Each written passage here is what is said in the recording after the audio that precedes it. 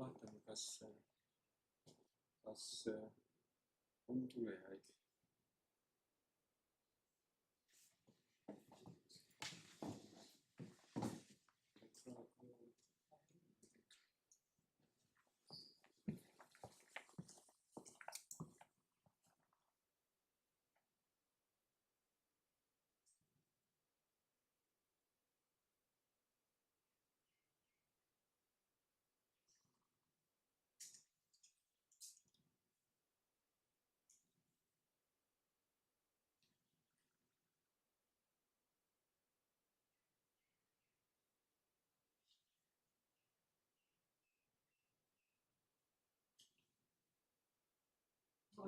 Morning. Everything fine? Yes, all is fine, but no participants. Okay. I was thinking you might first. You are probably the first one. Yes, yeah. Yes, we have some. Good, how are you? Morning. Okay.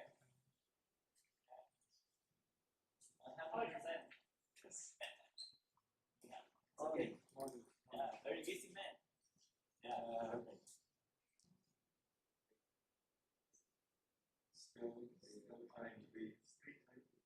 Still trying to be.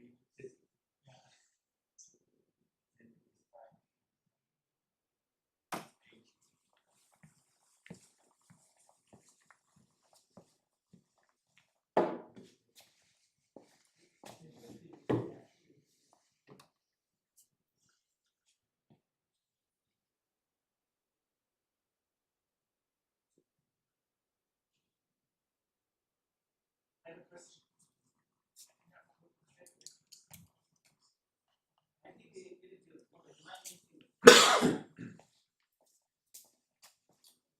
Noh, teistes on mõned, aga meil ei ole ühtegi. 2 minutit on aega. Siis veel natukene ootame, siis teed ettekande mulle. Aga ehk tuleb veel inimesi. Teamsis pole vist ka. Või kuidas üldse seal Teamsiga on, kus neid linke jagati?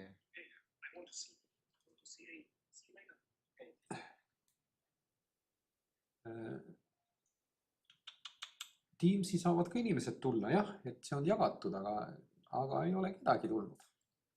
Et minu meelest Teams on veebilehel olemas täiesti.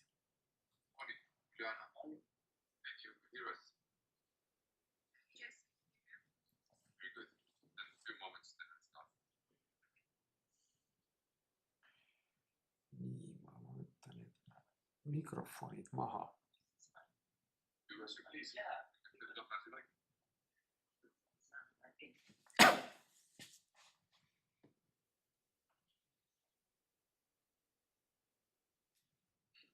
So what we usually do is we put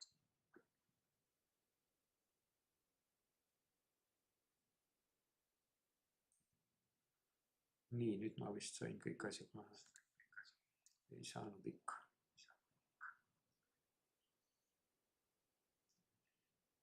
Aga ma vist võin need kinni panna.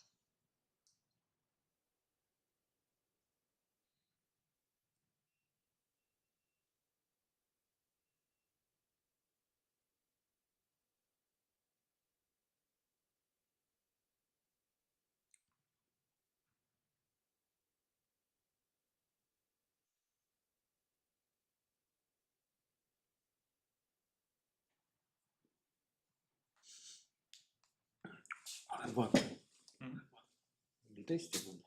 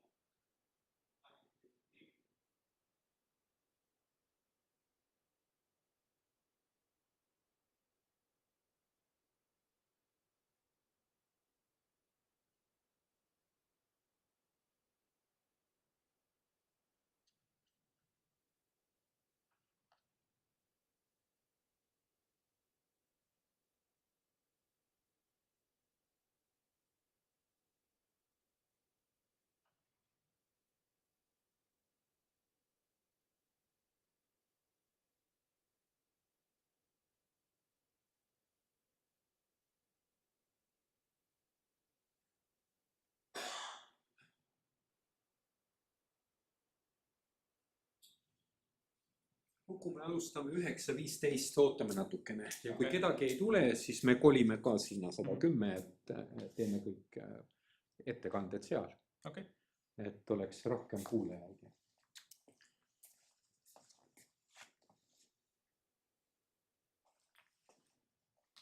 Ma saan aru, et valged inimesed lähevad õhtu hotelli ja joovad ennast täis, aga hommikul ei jõua konverentsi. Aga mida moslemid teevad, ma ei saa aru. Sest suurem osa on moslemid. Kus see Kaala õhtusöök üldse on? Olde Hansas. Okay. Vaatasin seal vist veel mingit seda infot seal lehe peal ei olnud või nüüd on juba pandud? Ma ei tea, vaata kas on. Vaatame, kas on eile oli see kaapdinner selle see nimi. Tänane päev. Praegu on ka siin Kaala dinner. Jah, ja mitte midagi muud. Ja. Kõik info on saadetud. Okei, ehk liigub.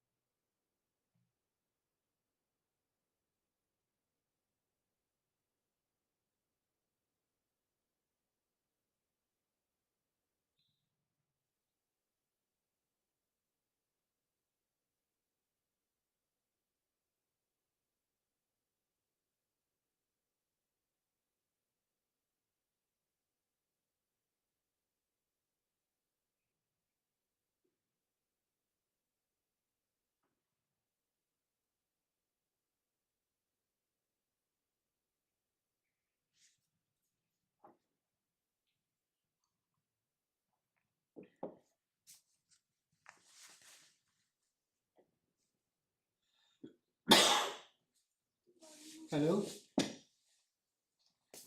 Good. I am Anna-Maria. Good, Yes. good. We start 9:15. We decided just let's hope that some other persons are coming. And if we are only 3 of us, then we move To the other. and They were Uku will. waiting. I think they said they were waiting for the Moroccan group to Okay, arrive, and okay. that probably we would have to add some more presentations to the sessions. Okay. But they are Yeah, not yeah. here yet. Okay. Then just let's wait. Yeah. Then I just let's still wait. have to send my presentation for the email. Yeah.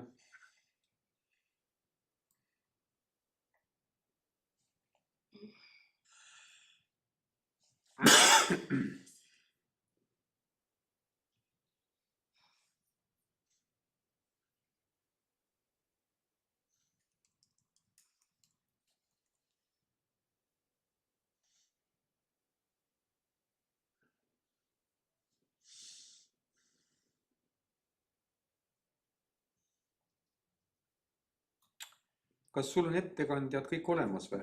Üks on puudu, Jasmini oma. Ahah, okei. See ei ole veel kohale ka jõudnud. No siis ongi täpselt, et siis sobiks Täies täies. ettekandeid on üldse igas sessioonis praegu 3. Kolm, Igas kolm, meie jah. sessioon praegu Jah. on. See oli vist mingi tund 20 oli aega või tund 40. Aga oota, koos peame oma käes. Ma tõstan igaks juhuks Uku oma siis enda arvutisse juba ära. Et kui te tulete, siis võite ju sinna tulla. Ja.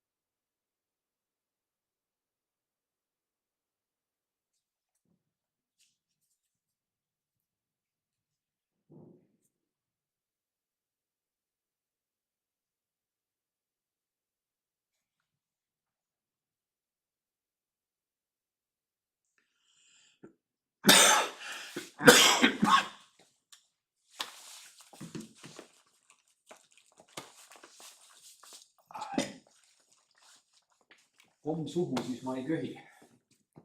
kui on see, et suitsetad noorena, siis saad astma. Siis kui kevadel tead külma saad, siis köhid raisk kuni jaanipäev. Õnneks ma ei köhi tead ööselgi, aga ainult päeval, kui tead üles seisan ja kuskil tead see vesi läheb sinna sisse.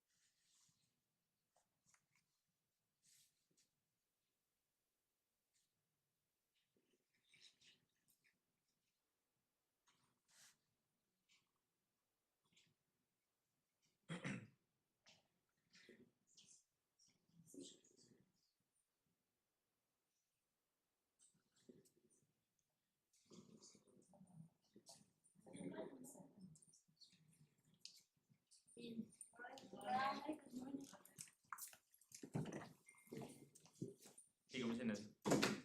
Ma ei tea veel. Aga ma arvan. It's still in the outbox. Aha. Can crew? Yeah. Do you have internet? Yeah, I've been just assumed it would connect automatically to Eduron.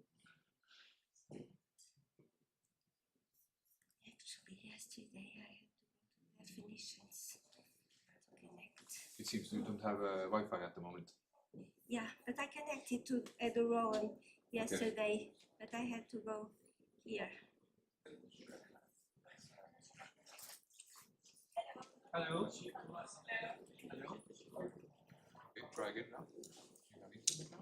Yeah, and apparently it has been sent now already.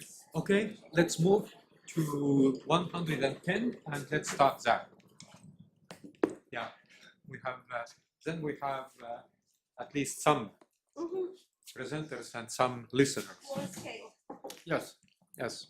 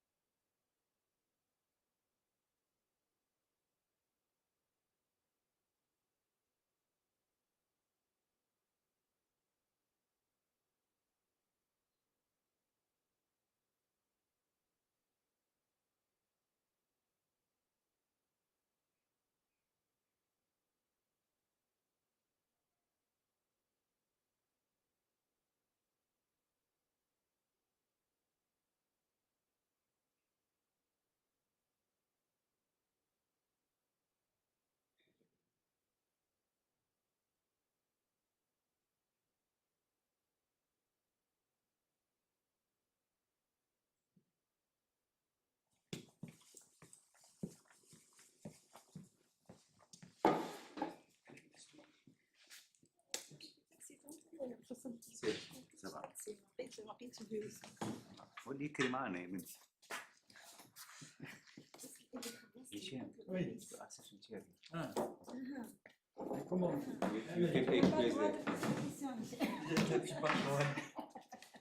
Je suis pas en bonne forme. Ça va. Non, Mais je suis pas en bonne forme. Ça va, bébé. Il est bien sûr. Personne est en bonne forme. Non, c'est bien. On essaie de positiver. Yuko, you're from Aztec? Yes. Okay. And we can move the presentations on this PC? Yes, Okay. as you want. You have... I think mine was sent. I sent By by mail. email. I don't know if it's Okay, found over I will there. see but- with Ken. I will see with Yeah, Ken. so to which email Shem, address should I take send? place. Okay, thank you. Which email address should I send it?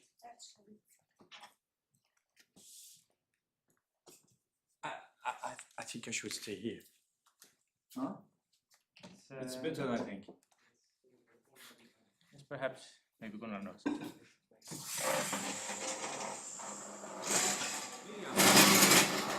Miriam, I will give you this. Just a minute. Just a minute, I will give you this. And then, Already have it. yeah, no, please do not send because we are not able to manage. Do not send. Yeah, just a minute, I will copy all those to my. We will try to manage to finish before the coffee break. Yes, we try to manage. Coffee break is always a good motivation. If we can switch directly to the question.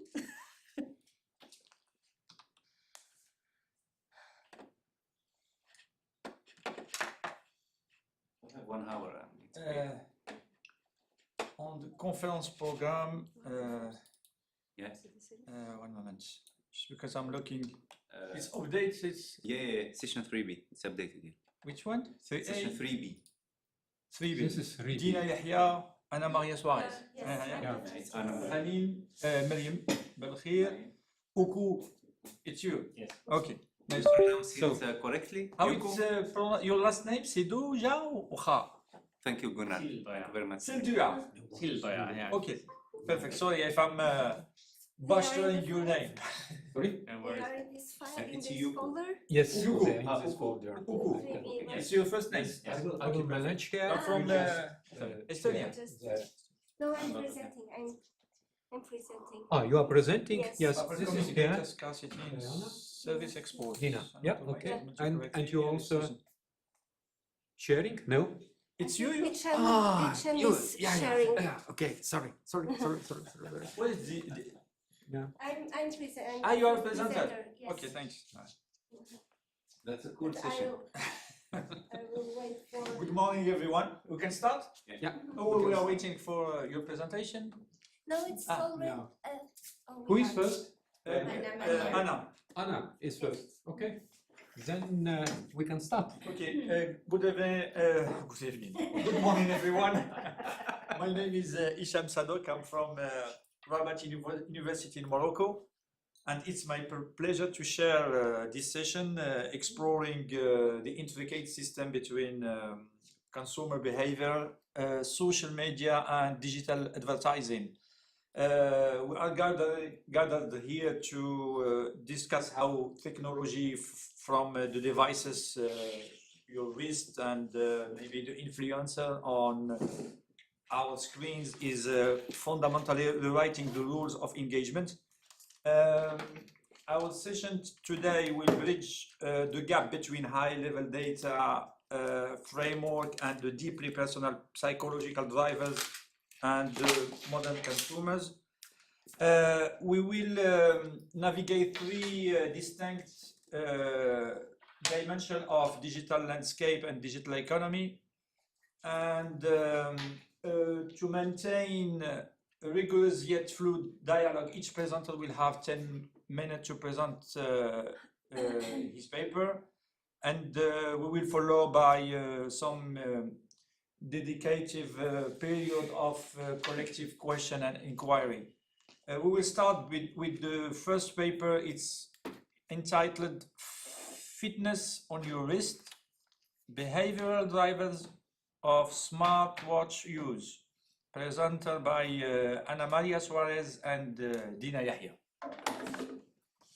You have the floor, 10 minutes. We were Anna. promised 15. Okay, but 15. Yeah. Yeah, we can, 15 is also fine. We It's can, fine. yes, I we will can try. little bit, We have lunch 1 is, hour. lunch is 1.5 hour, 1 hour is Okay, we will take enough. outside. Yes, we can do exactly what Okay, it is. you have the floor. Anna. Yeah. Okay, so thank you. Yeah. For passing this slide. Yes. Okay, yes. so good morning, everyone. Welcome to this session. So I'm presenting this paper on behalf of Dina Yahya, who cannot be here. So for those of you who were also in my presentation yesterday, this is very similar to the other.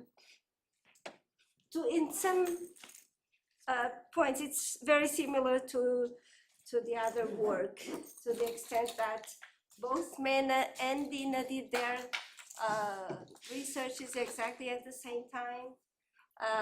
They started at the same time, finished at the same time, and they are both very professional and very exhaustive, but to some extent that has been done in their work has been suffered a little bit for more streamlining the variables.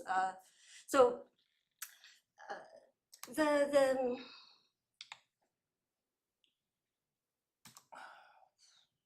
arrows are not working. Maybe the. Just a minute. vajuta selle slaidi peale, vaata, et ta oli aktiivne, oli see Teamsi väike aken seal. Now it should work. I think. No, it is. And it says the microphone is muted.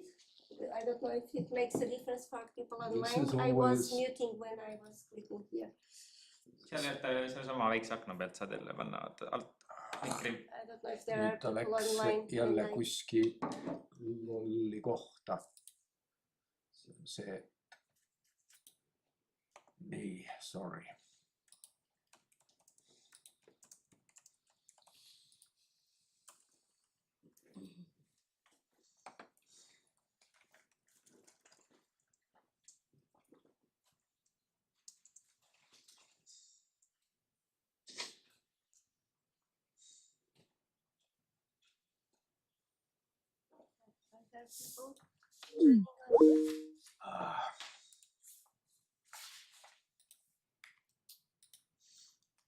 Gunnar, we have no online presenter, so we can. So, Yeah, Okay. no we don't online. need it. We have no online.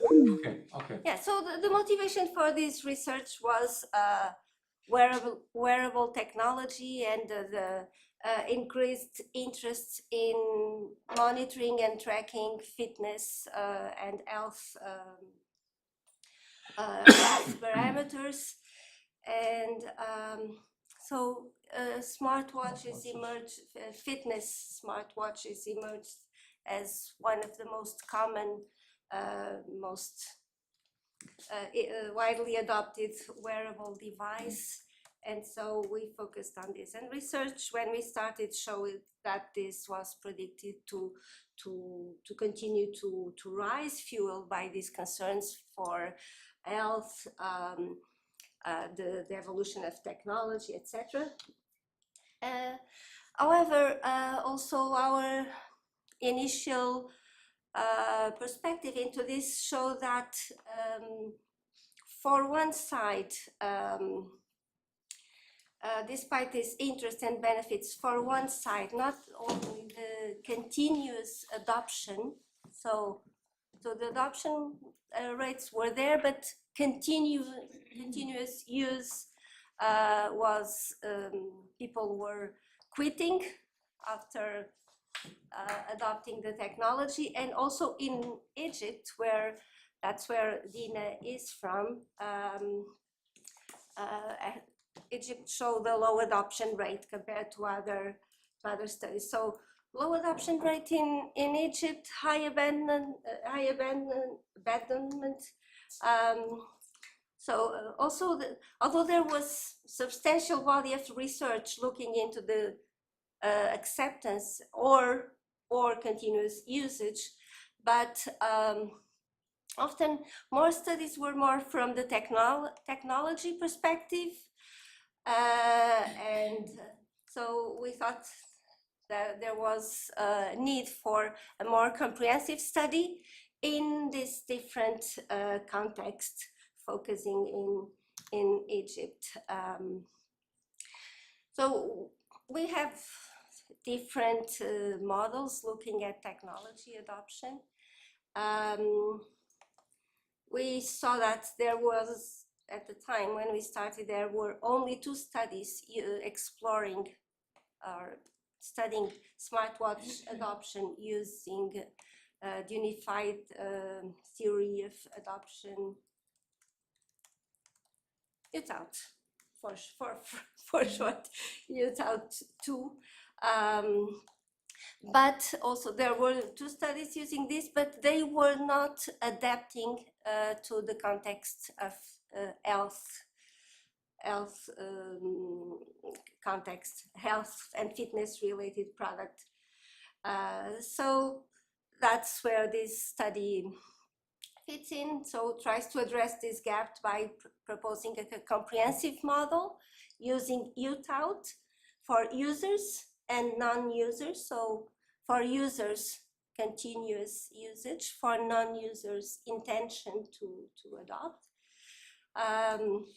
But extending based on UTAUT, but extending with factors. So this is the research question: what are the factors that influence behavioral intention to use a smartwatch? Continuous intention, and for non-users, the acceptance of the technology. So we build upon the unified theory of acceptance and use of technology. This model in itself,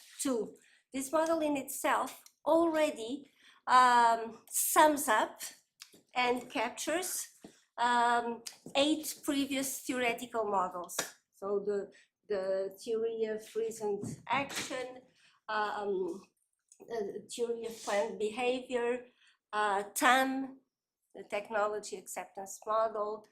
So UTAUT and UTAUT2 is already summing up different factors coming from these previous models. So UTAUT has considers 7 factors that influence the adoption of a new technology, a new product. So performance expectancy, effort expectancy. So both performance expectancy kind of derives from the perceived usefulness. So is it useful? Is it easy to use? So these issues, but so performance expectancy, effort expectancy, this come directly from TAM, social influence, facilitating conditions, hedonic motivation, price, habit, and price value and habit. And for the context of research, so we added a couple new factors, and also we changed slightly some of the factors from UTAUT model. So social influence, for example, we tried to capture normative social influence and informational social influence. Instead of facilitating conditions, we are using perceived infrastructure.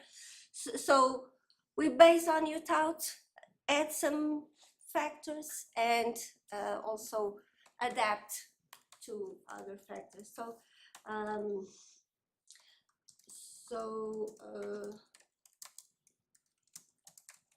this led to this model. So health consciousness, health motivation, performance expectancy, effort expectancy, perceived infrastructure, price value, normative social influence, informational social influence, word of mouth also. Some studies also suggested this would be useful in this context. Hedonic motivation, design aesthetics, This was also added for the context of this research: wearability, privacy, risk, and self-efficacy. So, and if you wear a fitness tracking device, you do, so you continue to use it. Yes, it's an interesting No, it's- topic because I just started. I got this one for free, and I really like the regular analog watches and mechanical watches. And then I'm trying to convince myself to use it because I like this health features. That's interesting. I'm trying to convince myself. I was also offered one, and I used it for some time. But then I thought it was just another energy consuming device that I had to charge every day. So I said, who cares if I did 9,000 steps or only something? But so yeah, that's our initial research showed that people were interested and started adopting, but maybe were not using it that much. So these are the hypotheses. Yeah, so basically all these factors have a positive impact in behavioral intention. And behavioral intention was behavioral intention to adopt for non-users or continuous usage for users.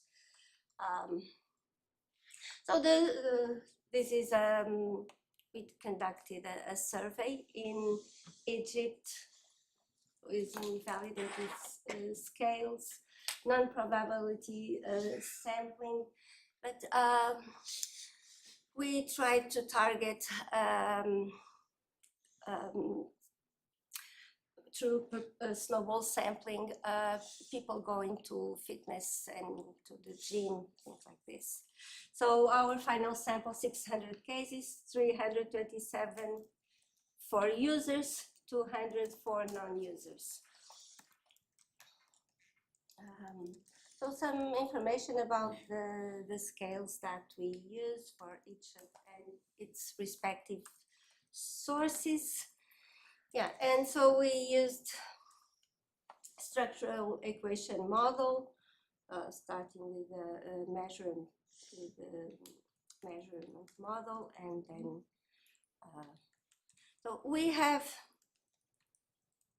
the results for this for the whole sample, combined sample, and then for the user sample and non-users sample. But I'll just skip this. So findings. So for some of the factors, we see no difference between full sample users and non-users. And let me see if I can still remember where, I mean, we have the results here. So health consciousness not supported for none of the groups. So it's not because people are health, the impact of health consciousness was not, what was the HMT? Sorry. Hedonic motivation, yes, hedonic motivation. Hedonic motivation was supported, so enjoying using it and having this information and checking. And well, I don't know when tracking, say, oh, I did this last kilometer in 14 minutes. Let me see if I can do 13 minutes or something.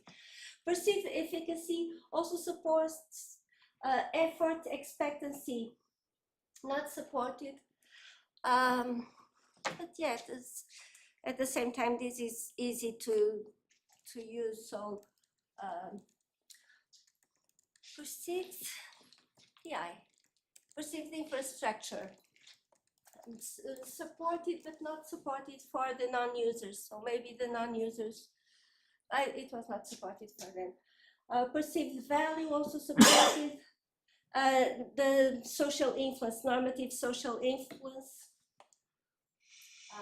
not supported for non-users, so they were not using because others were using also. ICA, informational social influence, not supported. EU supported for the whole sample and users' health motivation, health consciousness, hedonic motivation, sorry. Hedonic motivation was supported, sorry, I forgot my initials, DA. Design aesthetics, yeah. Design aesthetics was also an aspect that we thought would be important, but for users, it was not supported. Wearability, perceived risk, and self-efficacy. So also some differences there. So yeah, we got some to unpack here, and I think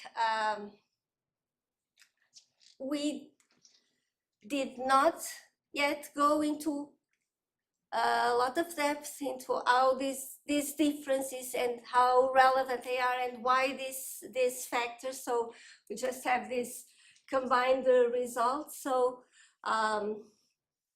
in conclusion, we test, we have some more practical implications for what is important for users and non-users, but we did not delve much into the underlying differences. So we test this theory in a different country and a different setting. There's the contribution that we had these health-related factors and fitness factors to youth out, and also aspects relevant for more a marketing perspective, like the design aesthetics, the word of mouth influence. So that's what this brings to the table. Also that we consider social influence from two perspectives, the informational and the normative, and they show difference in the results, although also we have not developed a lot about it. And we look at users and non-users. So this can contribute to improve our understanding of this technology in particular. There are some implications for practice, both for the design of these devices and the features of these devices, and for marketing of these devices. So I ordered them by this life cycle of product design and development rather than by importance of the findings. But so aesthetically pleasing was is important, not more important than the wearability and comfortability, but it is a requirement. Other factors that also these products are being developed, but user-friendly, more engaging, being efficient, maybe other improved GPS capabilities for using with different apps related to tracking exercise. Price and is important, so range of models. In terms of marketing strategy, improve health awareness and motivation. These concerns for issues of privacy and security, are this information shared with our health insurance providers? Will it be used to say, oh, you cannot have an health insurance, you're not exercising enough? So, so this needs also to be safeguarded. Social media campaign, one also had some importance. Okay, so a bit more of practical implications. Some limitations and future research. Longitudinal approach, because also we see this difference in users' behavior. So mixed method. We had a big sample, but it was not a representative sample. So this would also require more studies. And so actually, Dina tried to be really exhaustive in the factors, but including trust, adding also personal traits and demographics. We did not test them as control variables. That could be then also, and using other models, other theories to help us frame and interpret and discuss these findings, such as expectation confirmation model. And eventually replicate this in other countries, and that's it. So Okay, thank you. Thank you. Thank you, Anna Maria, for your presentation. First of all, for respecting the time allowed for this paper. I think it's a very relevant, interesting topic. I think it's one of the COVID-19 legacy. I think since the pandemic, this kind of topics and this kind of subject has been a massive surge, like health consciousness. I think there is a lot of question or maybe inquiry about the methodology. I'm coming after if there is some question in the public, and maybe there is some ideas or some theory as you are in a marketing area between motivation, because there is intrinsic, extrinsic motivation. I think it's not raised a lot in your discussion. But before I'm coming for some remarks and question, I give the public, if you have some remarks or question or some inquiry about this presentation. Yeah. Miriam. Thank you, Anna Maria. Can you come back to the model, please? Yes, I was trying to.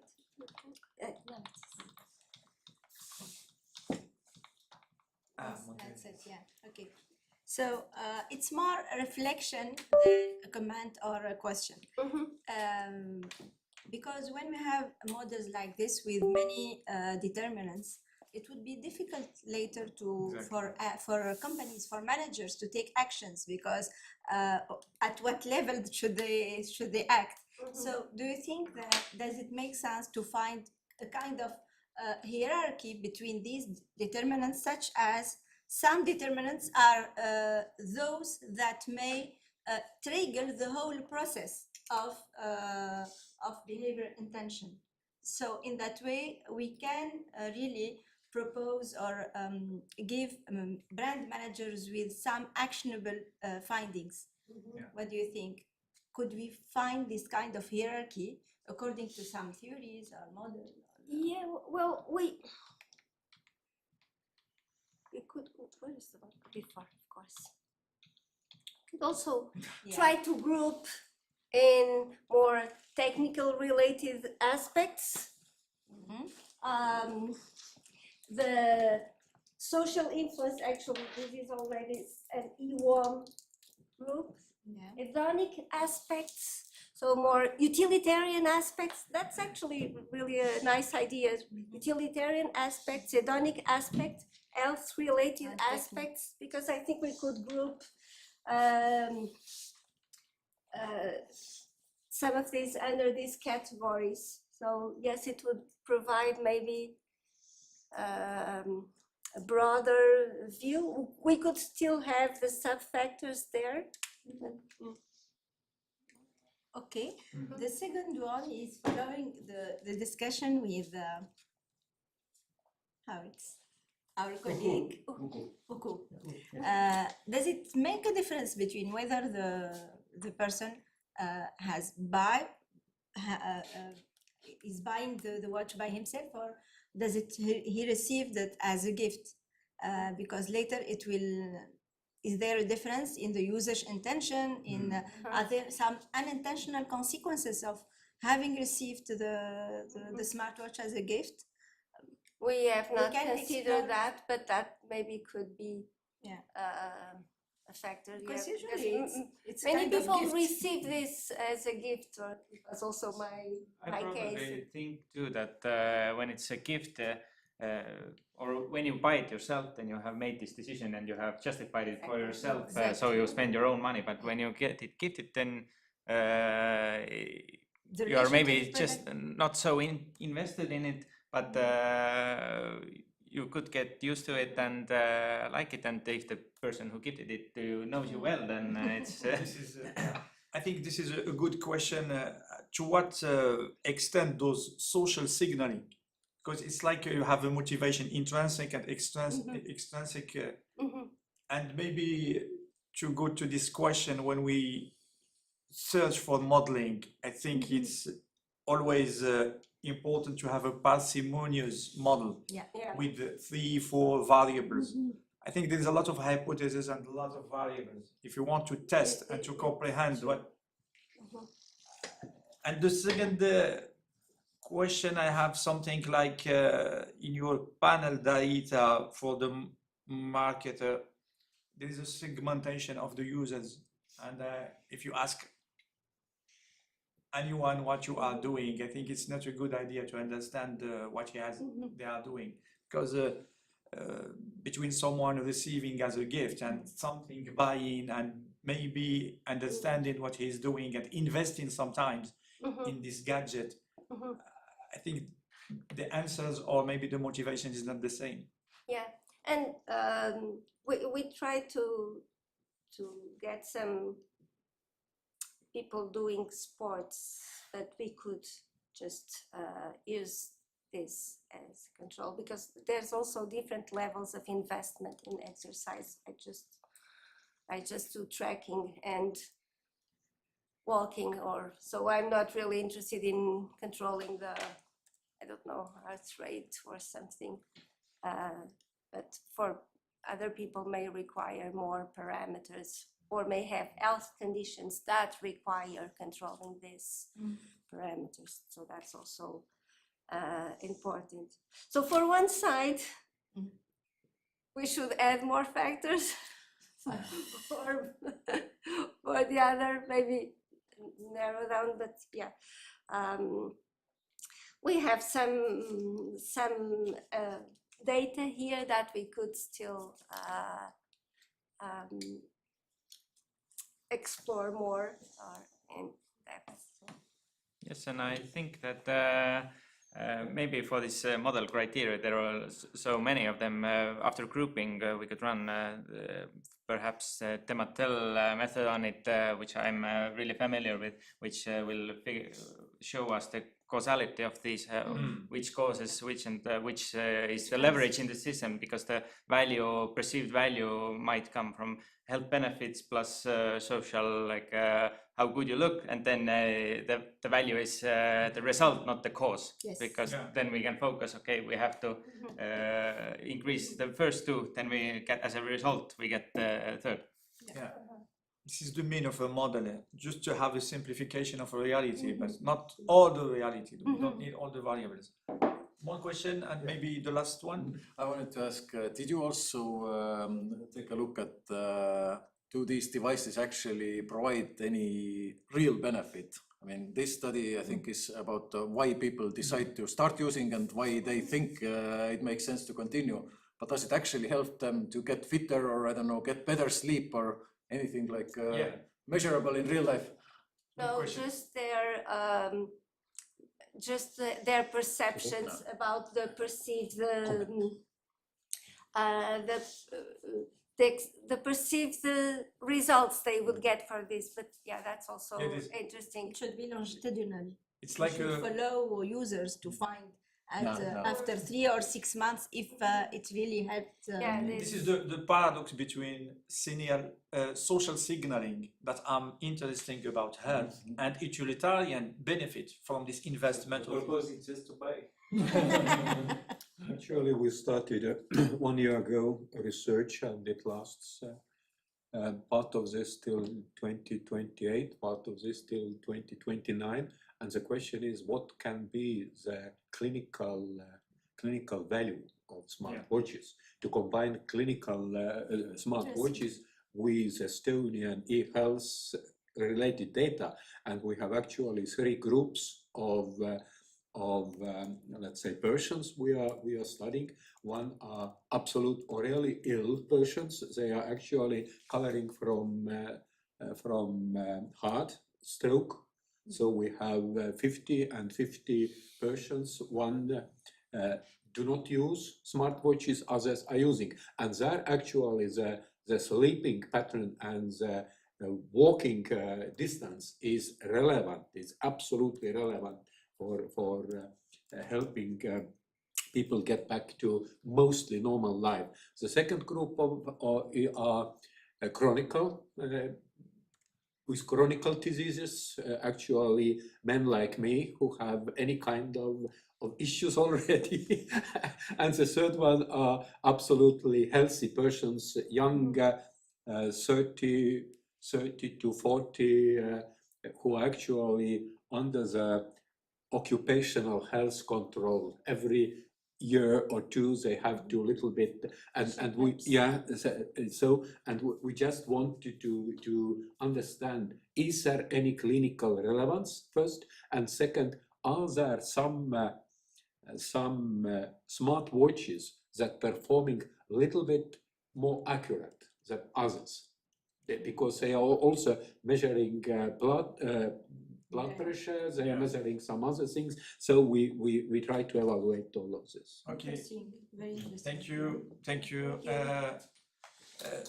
I think thank you, Anna Maria, for this presentation. We will move to the second, and from wearable things that becomes as an extension for our body, we will move to another article from Now I'm presented by Ranin Dabibi and Mariam Balkhair.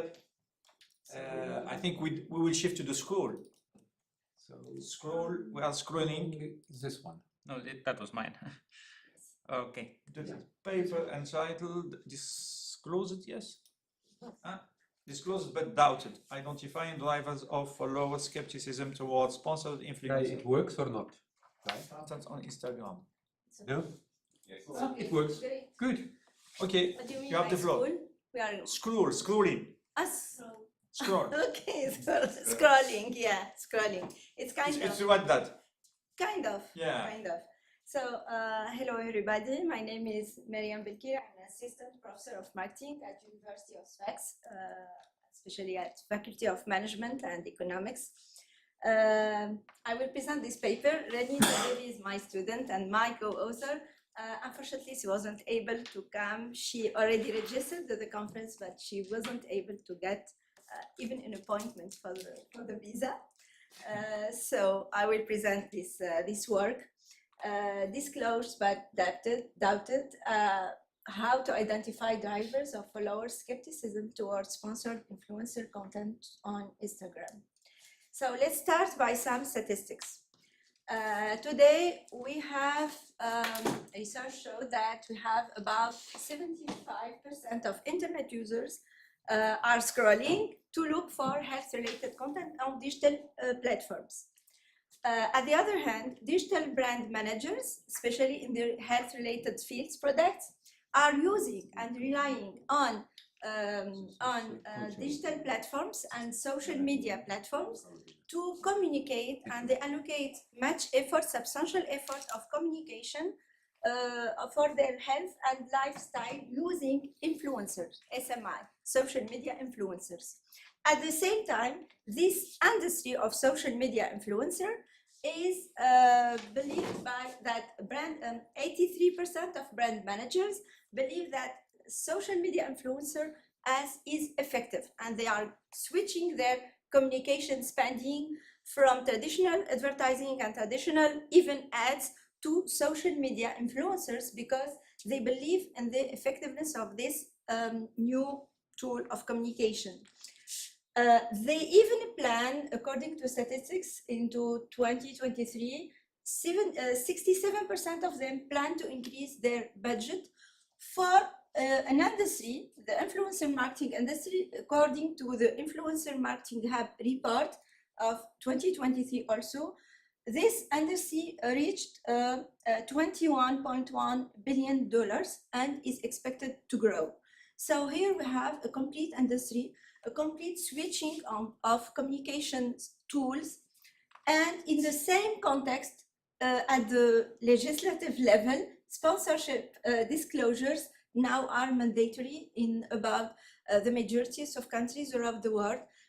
Brands should disclose any kind of partnerships through hashtags mentioning or through concrete saying that this post, what the influencer is saying is in the framework of a partnership, a paid partnership. This partnership disclosure created what we call the disclosure paradox. It was mainly designed to enhance transparency and improve ethical standards for customers. But at the same time, this disclosure created or tend to increase the visibility of the persuasive intent of the company, which may induce more skepticism. This what we, thus creating an unintended paradox. So from one hand, disclosure is meant to increase transparency, improve ethical standards, protect consumers, but simultaneously, it activates persuasion inferences and the visibility of the persuasion persuasion efforts from the brand. It triggers manipulative attributions and it undermines perceived authenticity.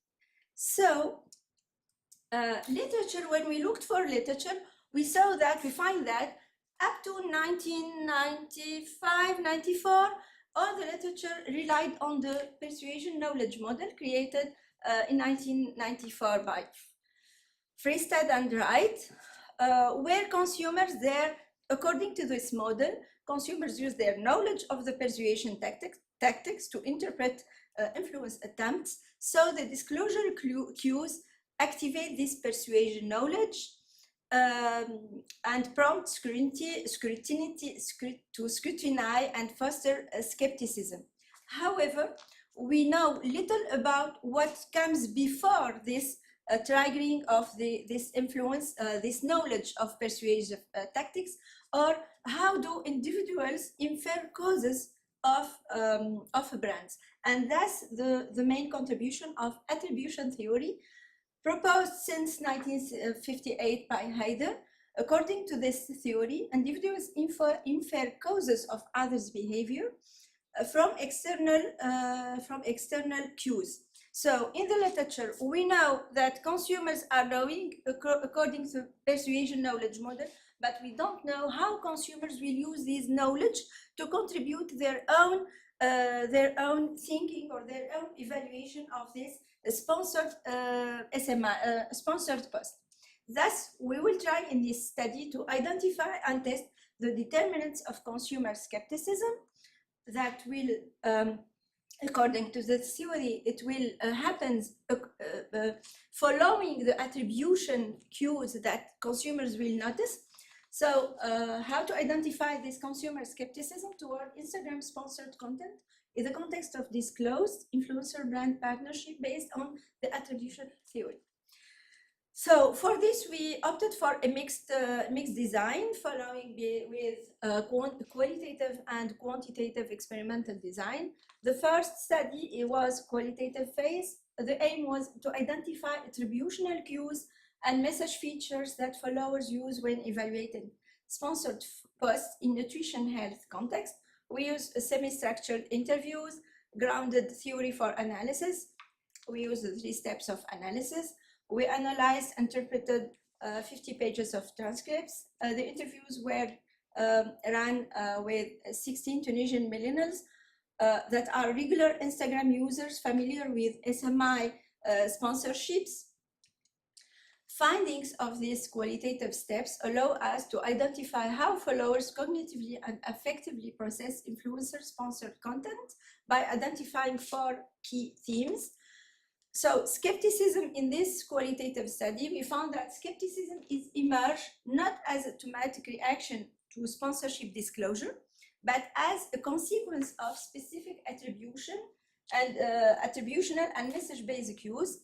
The first attribution is related, the first 2 attributional cues were related to influencers. That was the influencer authenticity and the perceived motives of the influencer, whether the influencer is during his trying to convince, during his message is self-oriented or others-oriented.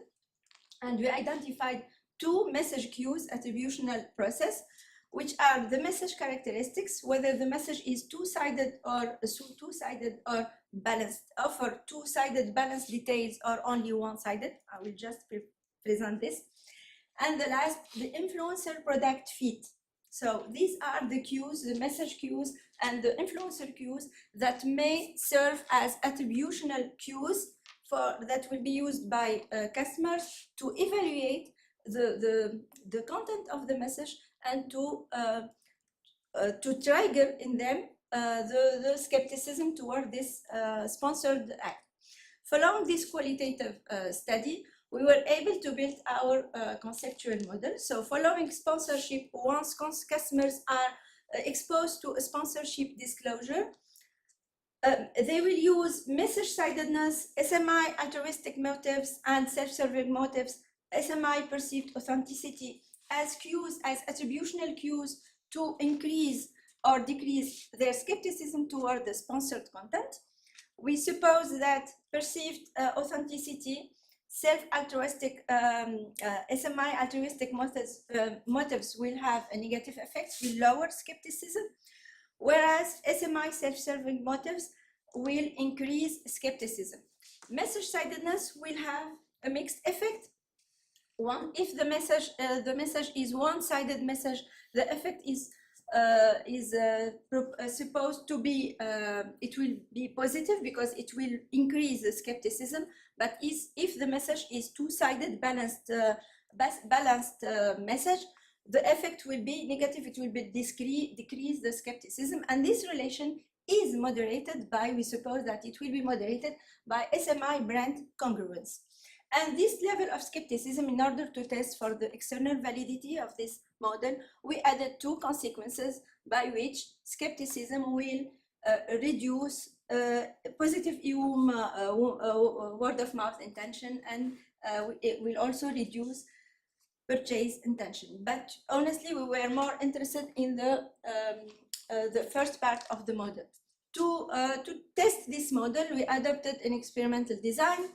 So I will explain now our stimulus. We use a fictitious Instagram post created by a fictitious brand known in the health nutrition level. The brand, we name it 40 Flux. A fictitious influencer called Sabri. She don't exist. Yeah. The use of fictitious influencers and a brand, and the effect is to reduce issues associated with pre-existing attitudes and familiarity. We wanted, because we are not measuring familiarity with the brand, familiarity with the influencer, attitude toward the influencer, that's influencer. So we wanted to neutralize all these effects. That's why we use fictitious brands and influencers. So this is the brand, etc. The sponsorship disclosure was clearly mentioned in the post to direct the attention of the respondents to this mentioned paid partnership with Healthy Frosty. And it is the main sponsorship disclosure used actually in Tunisia.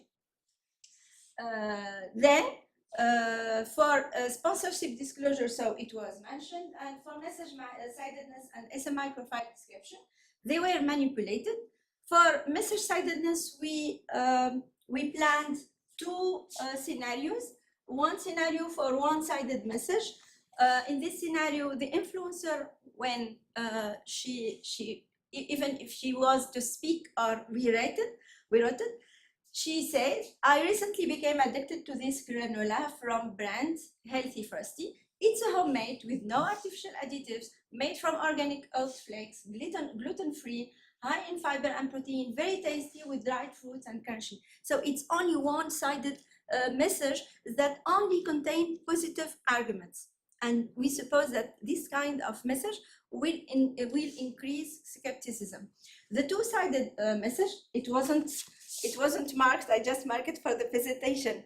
It was just written together. So the same first part, but we added, however, it's not the perfect granola if you are on a low-calorie diet, as it's full of saturated fats from nuts and oils, and also sweet, because it's mixed with honey. So here we added some mixed balancing arguments in order to test their effect on the skepticism. For the brand fit, our moderator variable, we created two other scenarios. The first, low SMI, low social media influencer brand fit. Imagine you follow Sabrine. The brand is promoting a health nutrition product. And imagine you follow Sabrine, a social media influencer who works full-time as an office assistant. She doesn't have a strong connection to sports or exercises, only occasionally. Her lifestyle content often revolves around fast food spots, sweet treats, indulgent meals, which she frequently shares with her audience. So the aim of this scenario is to create a low brand SMI fit. So we will not believe in what Sabrine is saying about the brand. And in the high SMI brand fit, we said, imagine you follow Sabrine, a social media influencer who is also a certified fitness coach and passionate about health and well-being. Her content focuses on workouts, balanced nutrition, maintaining healthy lifestyle. She regularly shares fitness tips, healthy recipes, and motivational advice with her audience. So by combining those four scenarios, we was able, our experimental design was 2x2 between subject design.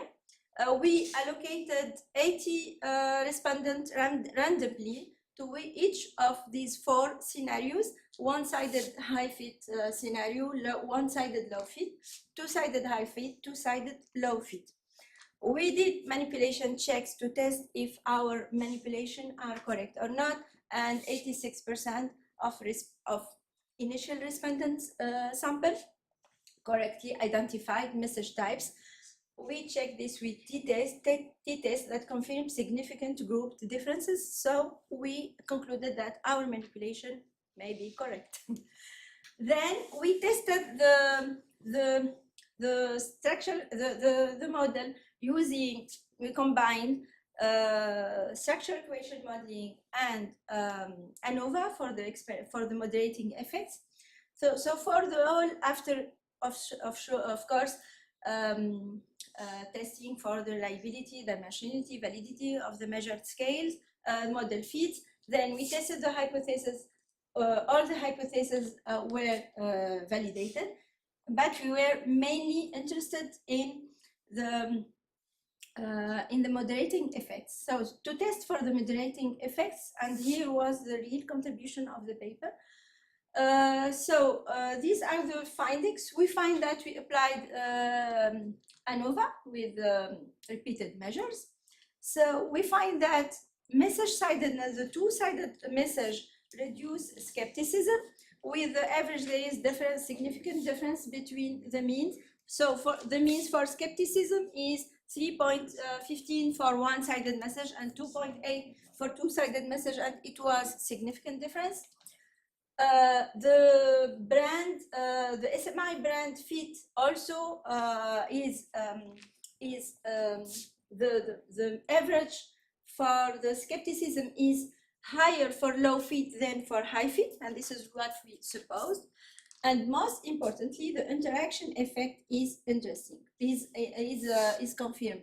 So congruence or SMI brand fit buffers or lowers the effect of one-sided message. So if we compare these, in the situation for one-sided, the level of so the overall level of skepticism is lower in the high fit scenario than in the low fit scenarios.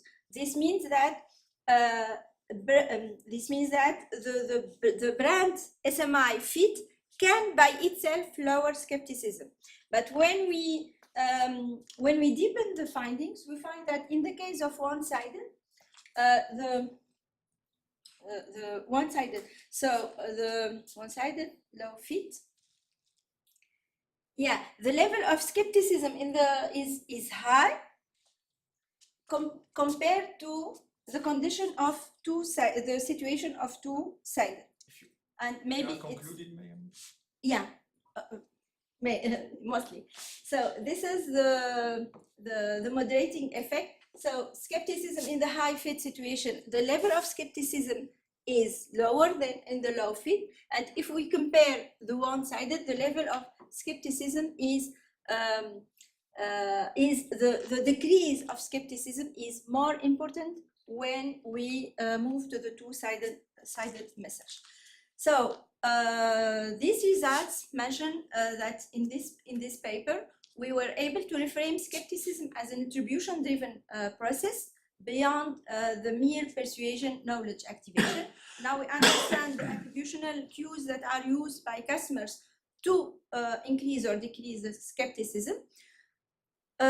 We integrated attributional theory, and we empirically validate the moderating role of SMI brand congruence on message effects. These results can be used directly by brand managers to direct them to the choice of the influencer that they can use, because some good choice will decrease the skepticism, whereas other choice can increase the skepticism. So regarding these results, and just two limitations and future avenues, we plan to do cross-sector replication, because we tested the model just in the nutrition-related products. We can test it to other products like fashion, technology, beauty, where the product involvement and trust dynamics operate differently, and also to test the model on other platforms, because the dynamic is different on TikTok or Instagram or Twitter or X. Okay, and thank you. Thank you, Mariam, for this presentation. Your work, it's a dive into influencer skepticism. Yeah. I have some questions, but before I will give the floor to the audience. Yeah, okay. And I will come back. I have one question about the model and Yes. something else about the theory. Mm-hmm. There is some remarks or some comments, question? Yeah. I know. Yeah, so thank you, Miriam. This is really interesting because, well, the advantages of this type of word of mouth was that compared to advertising, was that the fact that it was not paid by the company, so it was perceived by consumers as being more like independent, objective communication. So skepticism is this is a really interesting perspective. So you are not comparing or not taking into consideration the factors related to trust in the influencer. I mean, you are partially We right. neutralize this effect for this study, because you're trying to isolate exactly. skepticism. Yeah. Mm-hmm. But it's worth testing later on a real influencer and to check two different levels of trust or familiarity. Credibility, exactly. For this, it should be working with real influencer, and in that time, many other variables will enter in the model. Not like this, but we tried for this model to neutralize all the effects, just to focus on the attributional cues that we can manipulate. Yeah, so that's not really a question. Yeah. Or Otherwise, it will be difficult to handle. Other question? No? Okay, me too, I have two questions. In your model, because we start with your model, I think there is something missing. What is the role of the financial motivation itself? Because you have this disclosure paradox between this sincerity and maybe this research of financial motivation of the influencer. And my second question is about the model, because you are using a structural equation model. When we are using a qualitative methodology, I'm not sure that it fits these techniques with this model. It fits very well with the qualitative, because when we are using ANOVA and SEM, we need a huge data. We did. Yeah, we because did you the have a survey. qualitative view. Yes, it's a survey for 360. It's not enough. Yeah, we did the survey on 320. It's not enough. Usually in this If we are experiments in marketing and in this type of surveys, we do not have a very big, huge numbers in each condition. no, because Even like 50, I've seen 50 at minimum 30 or 50 per scenario, per scenario. per and then you condition. can sum to have the whole sample. Because here, you start about talking about the market and the value of market. We are talking about billion of people. And even if Tunisia, because you are focusing in Tunisia, you have maybe 7-8 million people using this kind of technique. And if you want to have, I think, a good idea about the market and about users, we need a stratification, and maybe 320, even if your target is between 20 and 29 or something like that. And if you use a questionnaire, I think you have a lot of techniques now to use easily something like 5,000 or 6,000, maybe 50 before when you are using the street. You ask people, but with technology now, I think 5,000, and you can model it very easily and quickly. 5,000? Yeah. The problem is Paid- we have to know paid- the data. Paid No, questionnaires? because you are using questionnaire online or something like that. Yeah, but we need. You target even your students at the university, and you can have 10,000, 15,000 easily. Yeah. Not easily, but 5000 Yes. not in Tunisia. We have not respondents. They are not very voluntary to reply. Yeah. I'm with you that we can.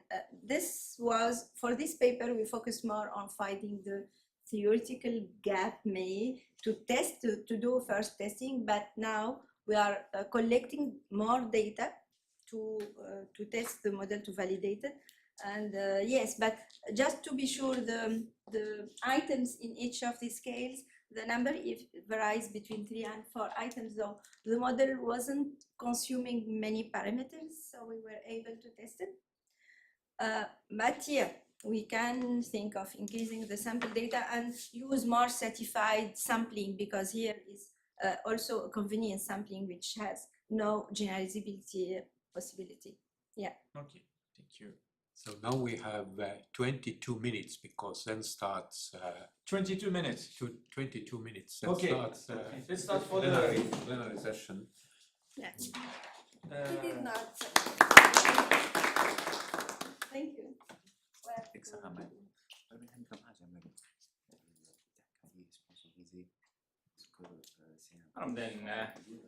praegu ilma nende notid.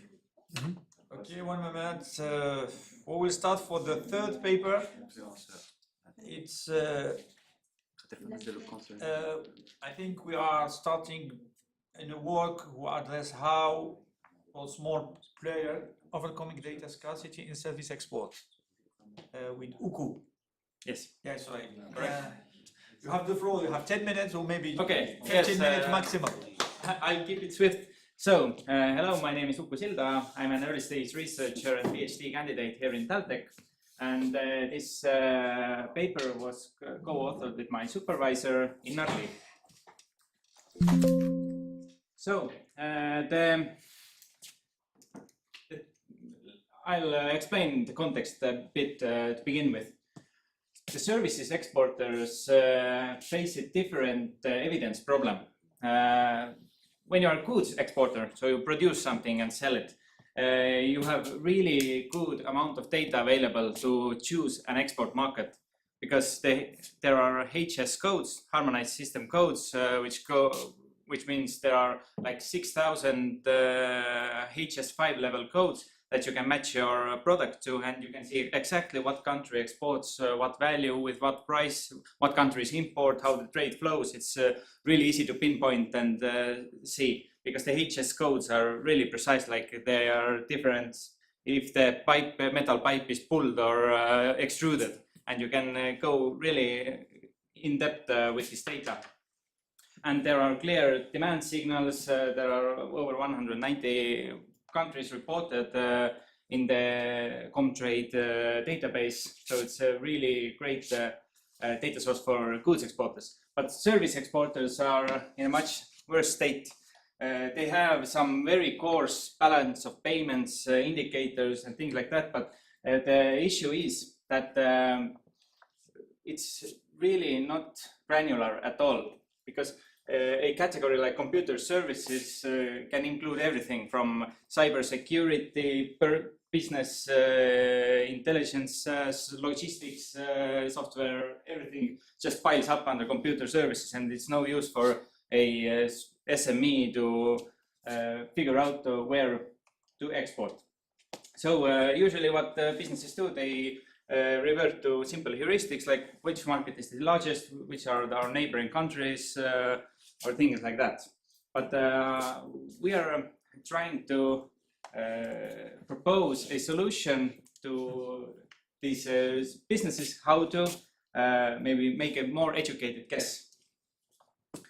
So the core idea is that, let's begin with the research question: how can governed AI augmented multi-criteria decision analysis pipeline support pre-entry market selection for data scarce services exporters? So basically we're trying to make a automatic AI-driven decision system that will ingest the company profile and give it the optimal export market.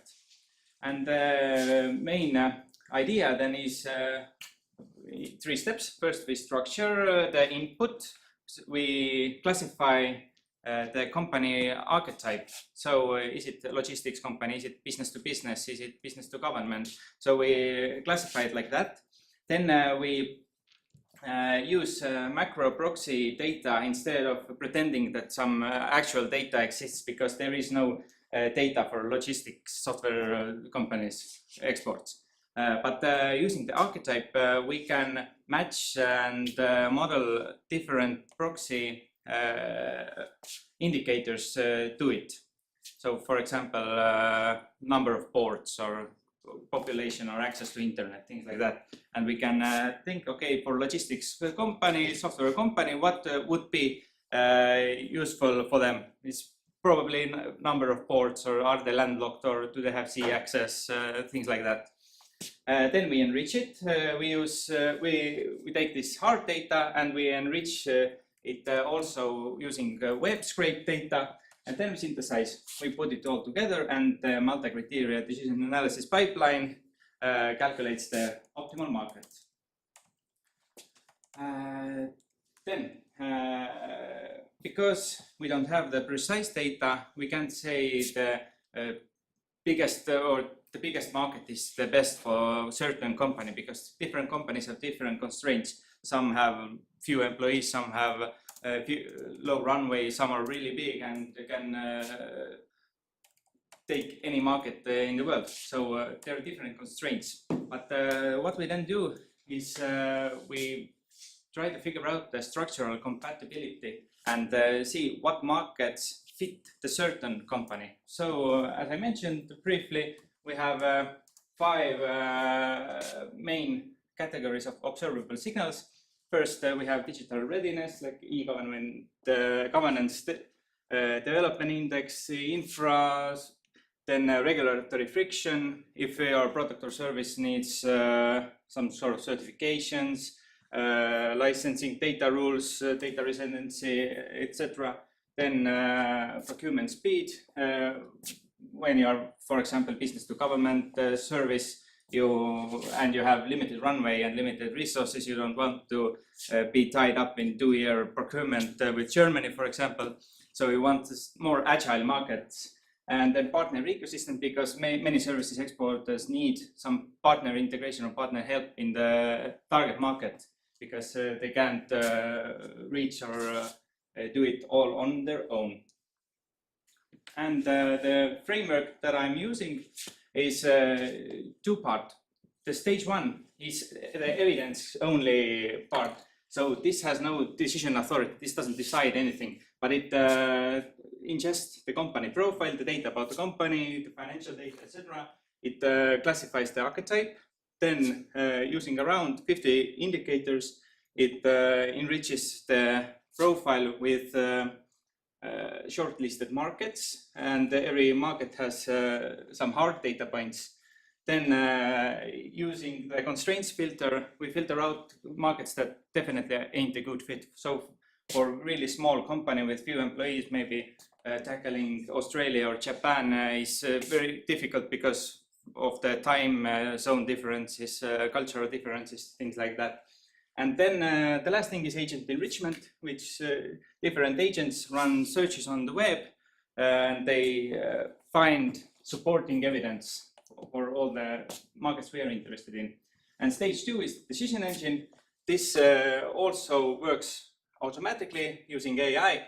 First, the AI does thematic causal mapping to see what criteria are how criteria affect one another. Then it does analytical hierarchy process weight generation. So it gives weights to different criteria based on the company's situation, constraints, etc. Then we have alternative rating. Alternatives are the target markets, which we have shortlisted. So we rate them 1 to 10 based on the data we have.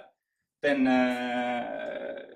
to make sure that how robust our final result is, we run Monte Carlo robustness test, and then 1,000 trials where we change the weights 15% to one side and the other side, and also the weights 15%. And we see from 1,000 trials how many times the winner still won.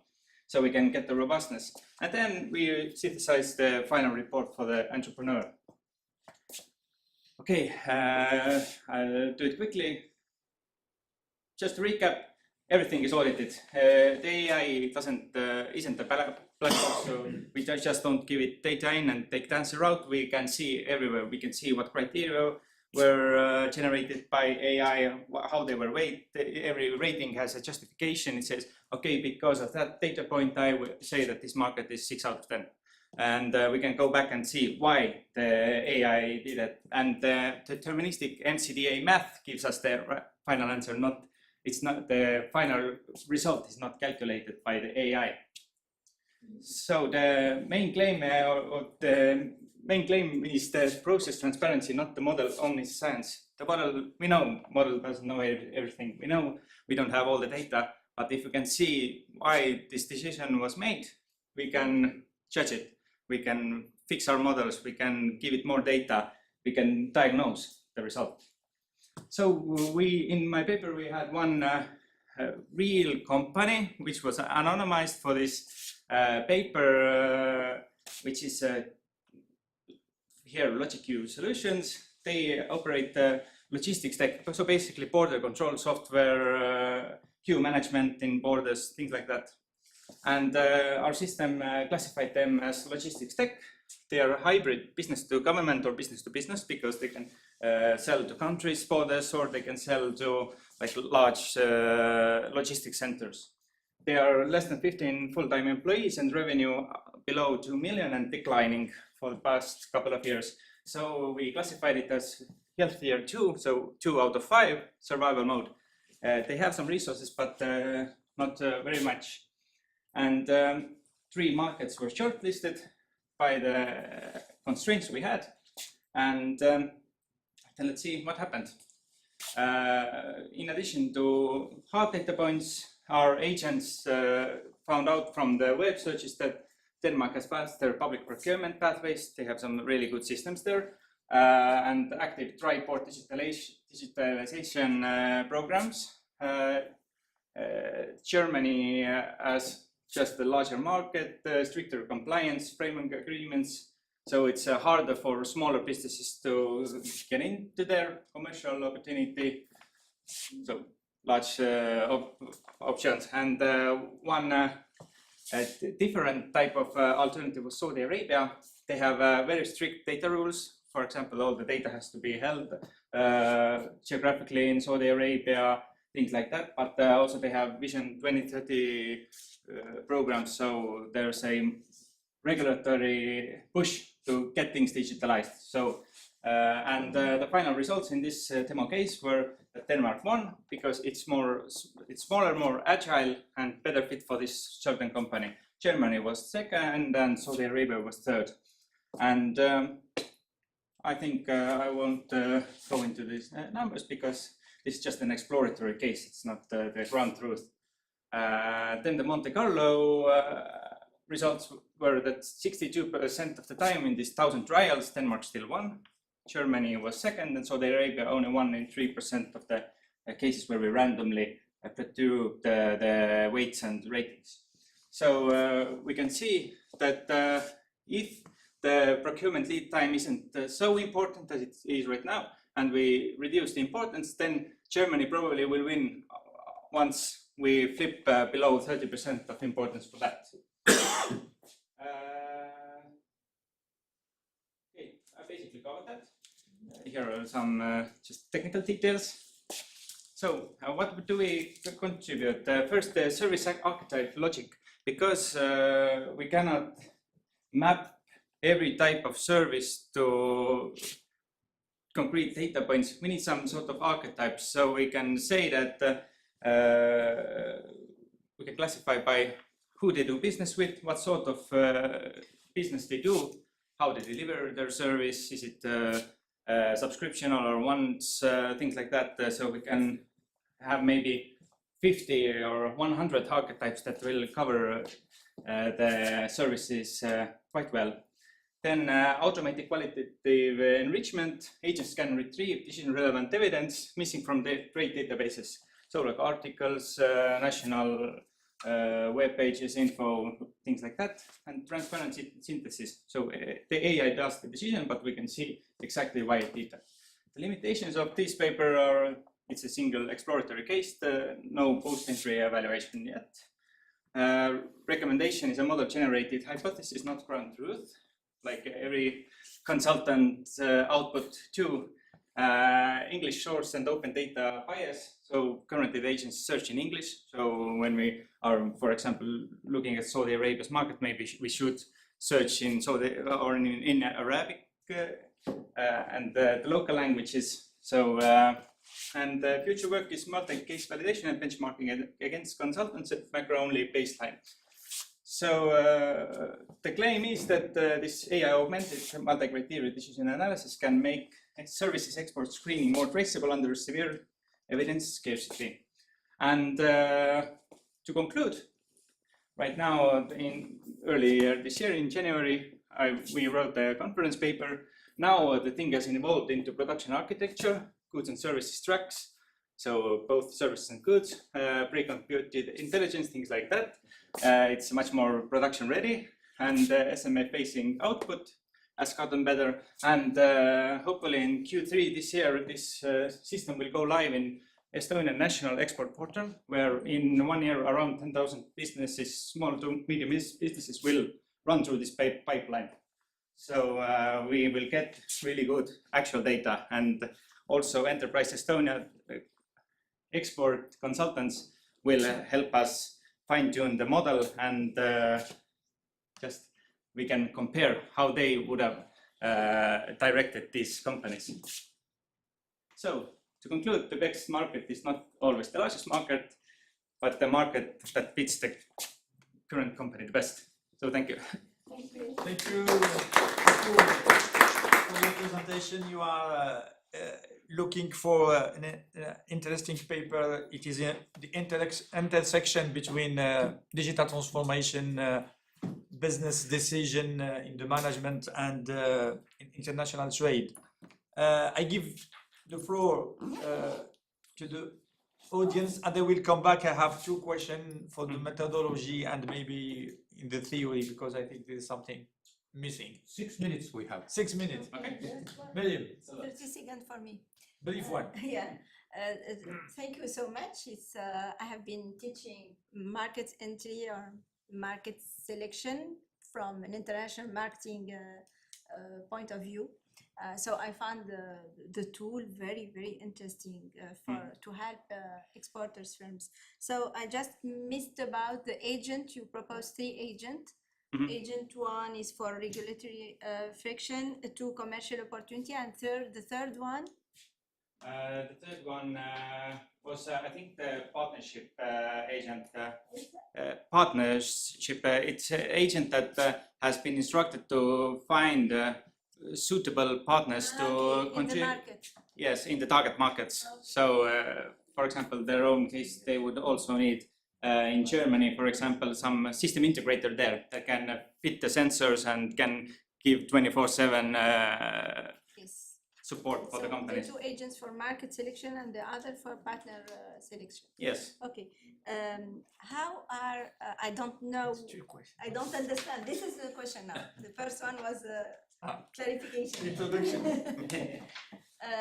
Regarding local companies who will use the same platform and the same agents, how are they are treated? Are they competitive? Because if they are going to use the same agents will give them the same recommendations, and they will compete at the same time. They could get similar recommendations, but from Estonian government's perspective, their goal is just to increase overall export. Okay. So they will provide this tool for free for all interested SMEs in Estonia. In test runs, we won't get exactly the same outputs, because in production system, the companies can first choose their target markets. Have they considered anything? Have they tried already and failed somewhere? So they can include. Also, the system ingests all the financial data of the company, and it gives this health score. So when one small company, they could be one small, one large, they will get different results because they have different capabilities. Exportness, readiness.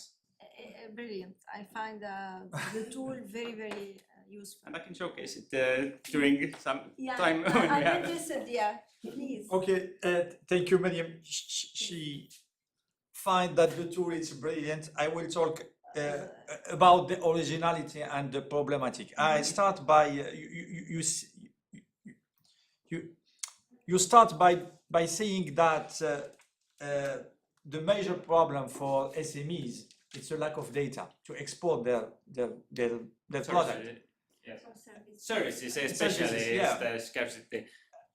I think in a lot of countries you have export offices. Yes. Because in every country you have embassies all over the world, and the main objective of embassies on the world is not politics or diplomacy. It's collecting data and send it before transformation digital. Now, I think in all the countries, we have data about all the economic systems and what they can offer. The issue, I think, this is why your comparison between Germany and Saudi Arabia, I think it's not representative. Because in Germany, you have an offer, and you have a competitiveness, and you have a small companies, and they can maybe, because if you have data, you can export. But in a lot of areas or countries like Saudi Arabia, there's a concentration in the economic fields.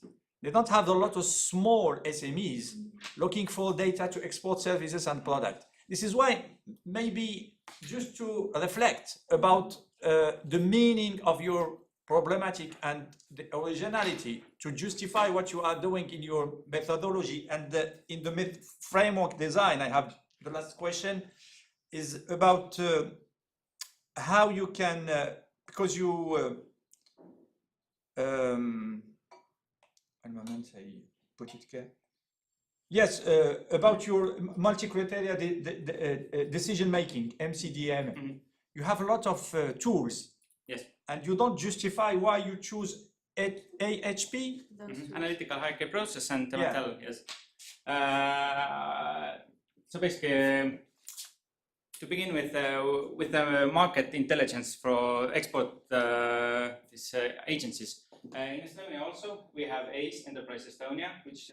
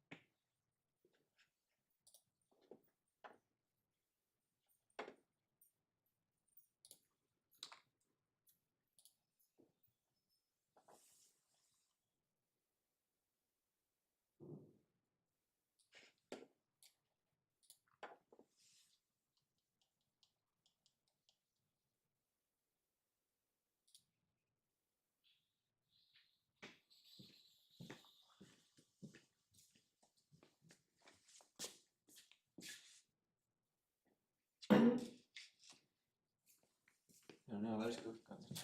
jah.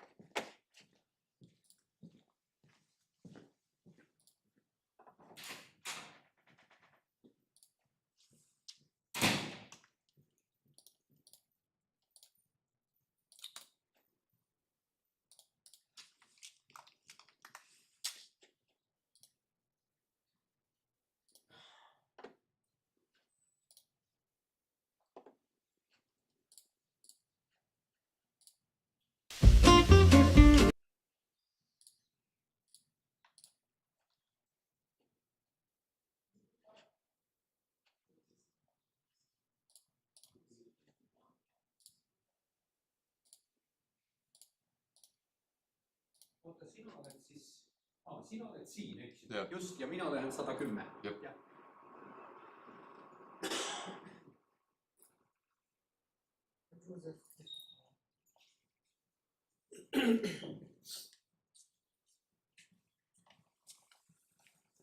Hi again. So I'll be the session chair now. Yeah, I'll bring your name. Sure. Hello, people on Teams. Can you hear me? You are muted.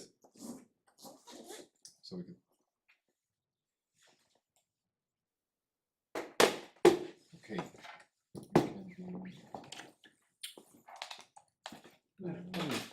oota, Teamsist ei tule praegu heli. Teamsist ei tule heli. Aga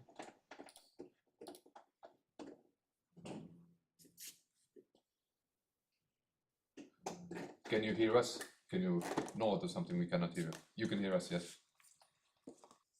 Oh, very good. Hello, hello. Just a few, fine.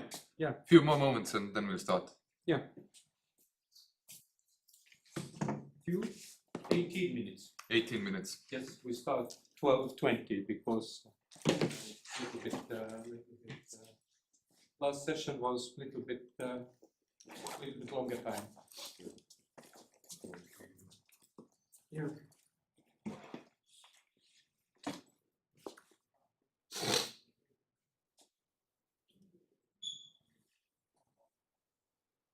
Hi Joseph, كيفك؟ All is good. Few things. ليك أنا شفت الإيميل تبع ميرنا بعد ما صار لي أشتغل عليهم على رواق. Let me know what's your opinion. هلا رح أعدل كل شيء إن شاء الله بركي اليوم عشية أو بكرة، ما عم بيصير لي وقت، اليوم كونفرنس طول النهار وما نقدر نخلص كل التفاصيل. بدي بعد أعمل ICD تبعت الريهابيليتيشن بس اوتوماتيكلي رح استفيد من القصص اللي حطيتهم وبحطهم فيها يعني فرد مره. انا بعت لها الانفويس لاناليزا بس let's make sure انه نعطي الدفع على باولو to finalize since I think he's traveling بكره اذا انا ماني غلطان. ولاست ثينج بعت لك يعني بعت لك ولباولو الفاينانشال تكنيكال بروبوزل بس هيك على السريع to have a look at them. I'm planning to send them. هلا بتشوف بالفاينانشال بروبوزل انه هي طالبين مره نعمل budgeting based على التوبكس، مره نعمل budgeting based على الفيزز. I tried my best تطلع مثل ما هن بس بالحقيقه حيكونوا شوي مختلفين. Sorry. Depending على اي topics they will be selecting, depending على عدد البنفيشريز. كمان I have an idea بس هيك بوضح لك ما تحس في شيء confused يعني confusing you بطريقه الخبريه. طلع exactly the same انه رتبت النمبرز هلا بس later on اكيد ما حيكونوا the same. I mentioned that بالبروبوزل. واهم شيء ال suggested payments يعني هول كثير مهمين especially الدفعه الثالثه اللي هي بتجي بوقت اللي لازم ناخذ فيه المصاري ندفع on the job training and so on. Give me your opinion, let me know وان شاء الله اليوم انا بركي ببعته بخلص من هالبروبوزل. كثير وقت صراحه.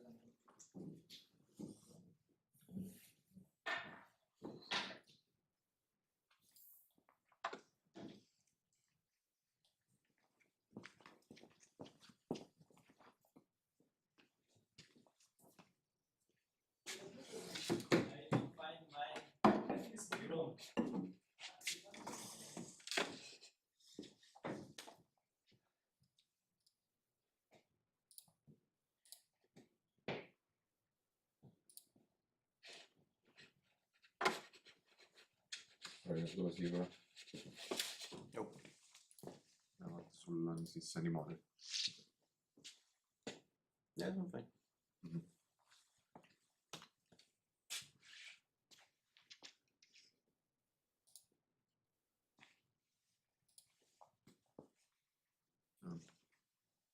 Alustame. Ma vaatasin korra suutmisena. Seda ma vaatasin, mis see puuteekraan teha. Sellega või? See on puuteekraan? Ja ma mõtlengi, et võib-olla sa saad nagu seda duplicate'ida siia ja siis on speaker siin. See on suur. Me võime proovida, jah. Teema juba, aga... Aeg on praegu. Ma eile mõtlesin ka selle peale, aga... Tahaks neid...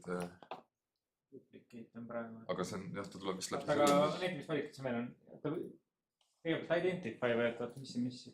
No ma arvan, et see tuleb läbi selle vaata. Okei, nad kõik. Sest et jah, ma kunagi tegin ka, vaatasin, et mis monitor, see on mingi all-in-one vaata. See on arvuti ise ja siis saad mingi räigelt terve või siis vaatad, kus saade mingi tuleb. Räigelt läheb välja. Ühesõnaga, ta on jah, kuidagi nagu... Ei no kui midagi saab siit muuta, siis on siit nagu sellepärast, et kui sa siin settingute kui oma hakkad midagi natuke... Vaata ka, mis see 3 tema jaoks siis on? Ta Identify peal näiteks 3 ka, aga mis see 3? Ei, see oli ka 1-2, see on kõik duplicate praegu, vaata. Ta kuidagi muutub siis, kui sa paned presentima. 3 on arvatavasti siis äkki sa saad selle. Ma panen natuke praegu, mis ma saan nii teha.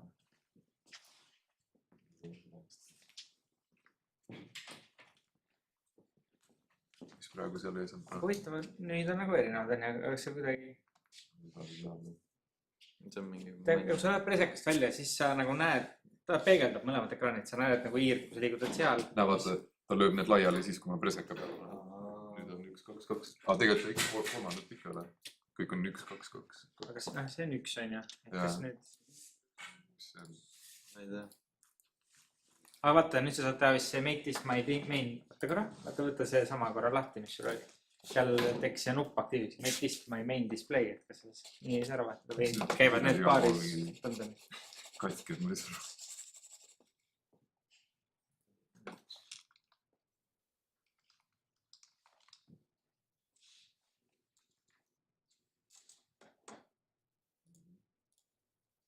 Saa seda panna. Vaata, aga see 2 peale võetud, vaata 2. Seda ta ei luba. See on jah, need on mingid kinni pandud settingid. Põhjusega ilmselt. Põhjusega ilmselt, jah. Meiesugused ära ei rikuks. Siis peab jälle mingi näitajaid pea kaitsma välja võtma korra, et restartida süsteemi. Okei. Sellel peab ka ilmselt on lugi.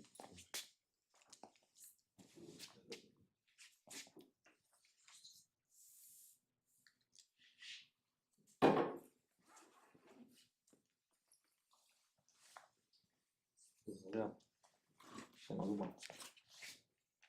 Ma arvan, et see lubas võib-olla see siin. Äkki see usk on äkki seal kuskil seal klapi taga, vaata. Vahest on seal pataka nagu seal.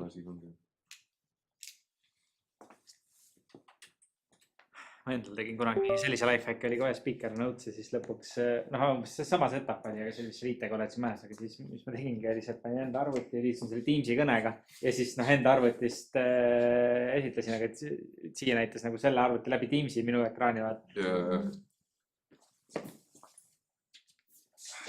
Kui mõtlesin, et vahetaks ekraanid ära, siis asukohad on, et panen selle sulle siin. See on suur, ma vist näen.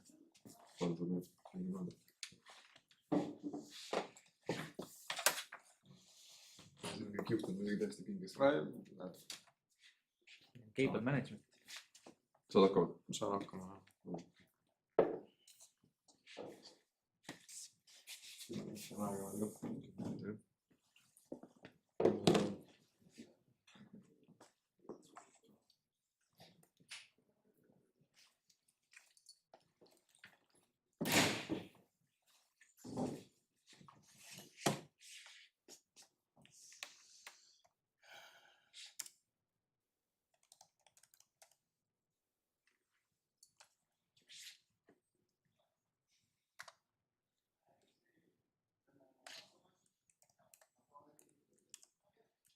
Start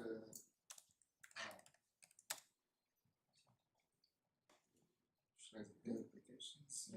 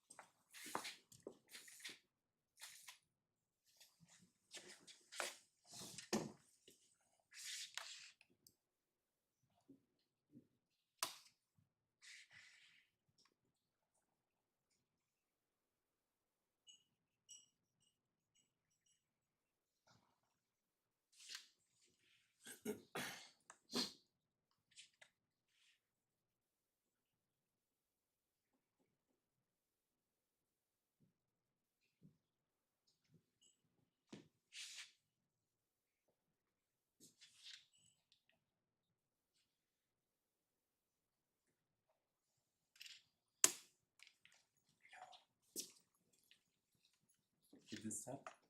No, a couple of more minutes. Like 20, 12, 20. 6 minutes. This is Ines and this is Ines, our colleague. No, I think. Okay, okay, Yeah. already. Hello. I think we're muted also. They are muted. Hello. Hi. Thanks. Fine. So you hear us? Okay. So the session chair is Mohammed Maki. Hi, Duha.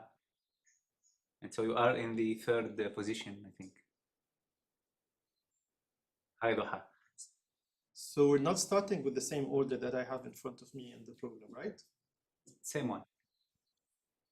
First should be Rainer, Because exactly. then me, then the online presentation. Yeah, they are third Yeah. presenters. Yeah. Yes. Okay. So you can follow the session. It will start in a few minutes. Okay. Okay. I will be here in the room.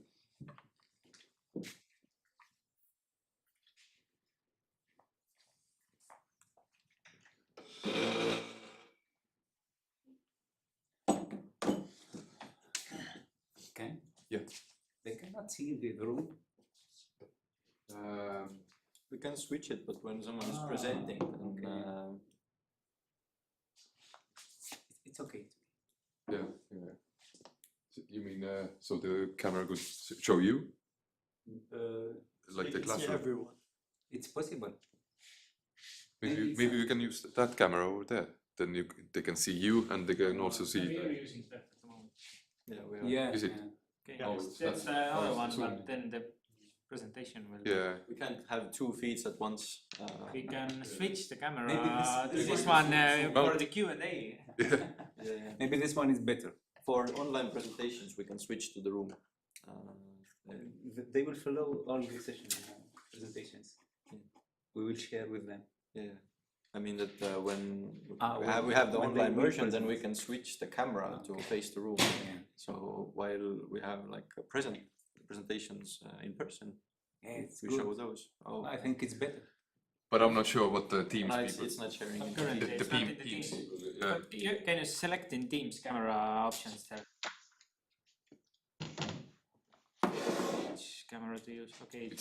It's just one USB to the computer on the it's machine. the panel that, They don't see the same. they see what's in the Yeah, this view is only for us if I change it from here. see kontrollpaneel ei luba vahetada. More video settings. sa mõtled ei, ma mõtlen see, mis sul laua peal on. Et vaata kaamerat, sa said sellega vahetada. Anna nüüd muutus. Vaata nüüd muutus Teamsis. ma saan siit seda vahetada siis.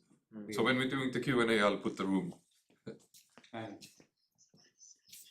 سوا حبيت نقول لك الصالة هذه كنت حبيت نشوفها أوسع. tegema sildid kahepoolsed vähemalt. Kogu aeg on seda pidi. Või saad ei saa nähtud واحد. okei. siis ma olen nagu live-operaator, nii kui küsimus hakkas, ma kohe vahetan. Zoomin küsita sisse ka veel. Vaata, kus action on. See on huvitav on vaadata, mis nad AV-tüübid teevad. Mingi joystickiga follow ivad. Hull paneel on meil tõenäoliselt.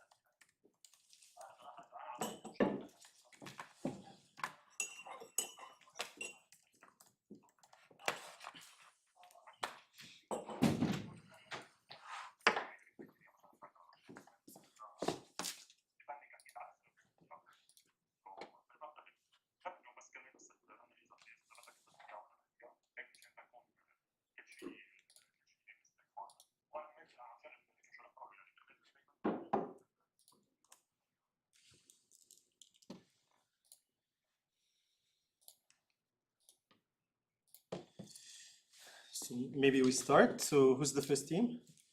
You're presenting? Yeah. All right, okay. Okay, so welcome again to the second round of presentations. So now we have your Rainer. Yes. Okay, presenting on a common pattern for integrating HL7 and ASTM-based clinical laboratory analyzers and laboratory information systems. So the floor is yours. Yeah, thank you. So the paper's title was a lot longer. I tried to simplify it a little on the slide. So greetings, my name is Rainer. I'm a PhD student here at Taltech and hope you've had an interesting 1.5 days so far. Today I will present you on the topic of a unified pattern for integrating clinical laboratory data. So interfacing between laboratory information systems and analyzer devices themselves face a multitude of challenges. First of all, architecture-wise, a device is usually expected to be a client, but sometimes the manufacturers decide that the device should act as a server instead, and the laboratory information system needs to accommodate both models. In addition, the connection life cycles differ. So some devices expect a constant connection, whereas some devices want to establish it and destroy it after each message. Not only are there various standards used for data formats, the standards are often extended or changed willingly by the vendors, and some vendors even have their own proprietary data formats not conforming to any standard data models. Now, in addition, you would not expect this, but even some of the more modern analyzers only support serial bus connections and have no network connectivity. The result is a fragmented laboratory information system. Now, during visits to different clinical laboratories in Estonia, we encountered different environments where analyzers rarely were able to transmit data to a central system directly. More often than not, the technicians would read the output from the device integrated screen, write it down on some paper, and then take it to a workstation and enter it to an information system through a UI. And sometimes there was this old workstation, often a Windows XP machine, connected to a device using a serial bus and some 20-year-old script running on it to provide connectivity.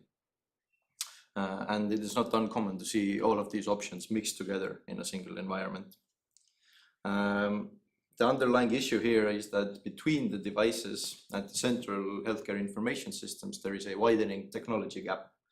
For some reason, analyzers often support only legacy standards and legacy connectivity, and the vendors themselves are in a real power position in this market. Meanwhile, the medical and health record systems are based on modern web technologies, utilizing open standards, using cool things like FHIR. A common medicine for this problem is provided by the analyzer vendors themselves. It's a middleware server that sits between your analyzers and your laboratory information system, and it aggregates the devices and mediates the connection. But this does not come without the trade-off. So when you use this vendor-provided middleware, it is extremely difficult to include analyzers from other vendors, and essentially locking you into this ecosystem from this specific vendor. It reminds me of Apple a little bit, right? So it's really easy to get into, it's hard to get out of, and when you want to do some fancy things out of the box, it's restrictive. So to give a little bit more context on why we are researching these things, we have a common project together with TalTech and Elora hospitals. It's an industrial PhD project, and it's named an integration engine for efficient clinical data exchange. Now, during this project, I will be researching and developing this next generation tool for health information system integration between modern medical information system participants. Our goal in and of itself is to bring this research into practice, to get this product running inside the hospitals, and the clinical laboratory is one of those contexts where we aim to use this. Healthcare informatics is very much a game of standards. It's a dance around various data formats. To refer back to the technological gap I spoke about before, then between these devices, different formats are used. On the left here, there are these weird pipe delimited formats from a long time ago, originally designed to save bytes we wouldn't miss today. And on the right, there's some of these more modern examples used in medical record systems and hospital information systems. It's called the HL7 Fire. It's a standard based on modern web technologies, and it's the most adopted healthcare data exchange standard today. Now, to investigate how we can bridge this gap between the old and the new technologies, the problem context of this research is set up as follows. We have a laboratory information system that uses this new HL7 Fire standard to interface with it. We have two laboratory analyzers, one of which uses HL7v2 and another ASTM. It's both of these are at least 20-year-old standards with these pipe delimited formats as their main usage. And between those is a middleware, the software artifact of interest. And we also want our solution to transform between those data models that are coming in from the analyzers and going to the information system. And for this, we want to use something called Fire mapping language. It's a standard data transformation language packaged with the standards to transform models. So you have these map files and engines that execute these map files. Between the two communication standards, the old ones, the V2 and ASTM, there are many conceptual similarities, but surprisingly no unified approach is out in the open to integrate environments such as the problem context. Now, tooling-wise, we have some healthcare integration engines, like these ready-made packaged products, but these today are all licensed software. Now, to work with the V2, open source options are available and prominent, and they have active communities, but ASTM only provides a few incomplete examples.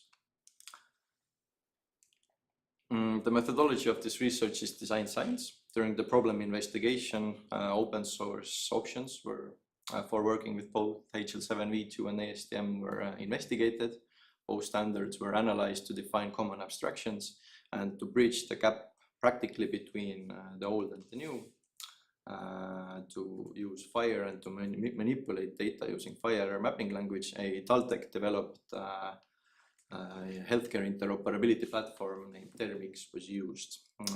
During the treatment design, the artifact took the form of a repository of examples illustrating how unified handling of the two standards would look like. And the proof of concept also presented a technique to apply the Fire standard profiling mechanisms to define these legacy pipe delimited standards to enable the usage on modern technologies.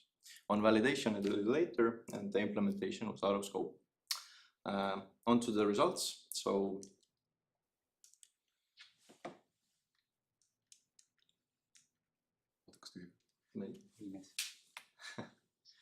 we can divide both HL7v2 and ASTM standards to have two layers. A transport layer that defines the handshakes and the byte level data exchange between network participants, and the content layer that defines the data models. The results of our analysis shows that the transport layer cannot be easily unified. However, the data model layer has an overarching abstraction.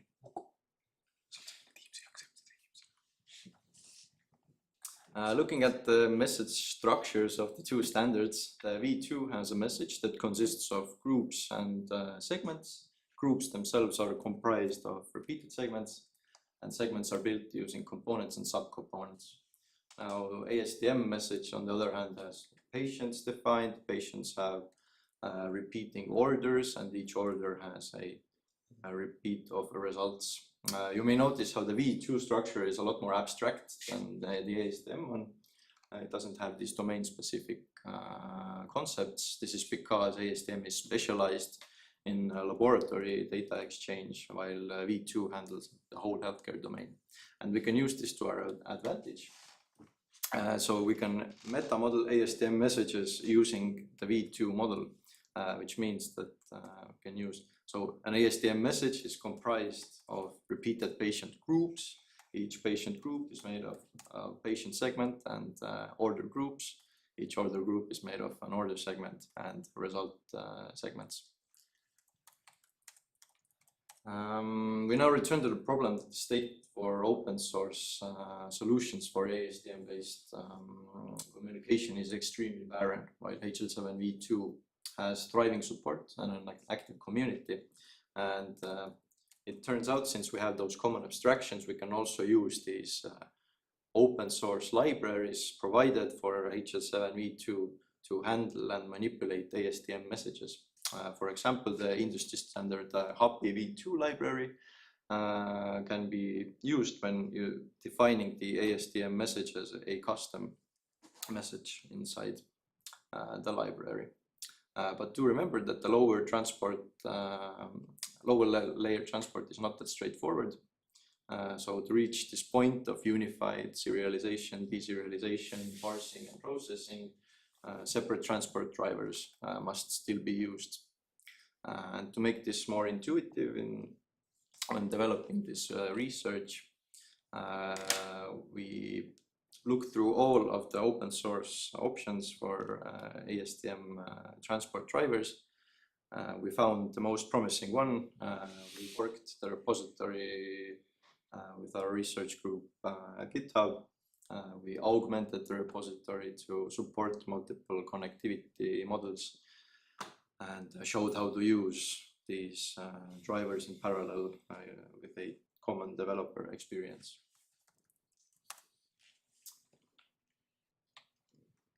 So how did we bridge the gap from those pipe delimited formats to the modern FHIR? The HL7 community is very active. So I was really surprised to see that these old V2 models have not been defined using FHIR. There were some V2 plus options, generally focusing on what would a future of a pipe delimited format look like, but nothing that would take the current state and help to bridge the gap. Now we were able to generate these meta model definitions in FHIR for V2 and ASTM messages from the source code of the open source solutions. And this bridges the gap. You have model definitions, so you can serialize, transform, and publish those models, share them with other institutions using the modern FHIR approaches, but with the old message models. This is how the other modern standards also do it, like OMOP and OpenAir.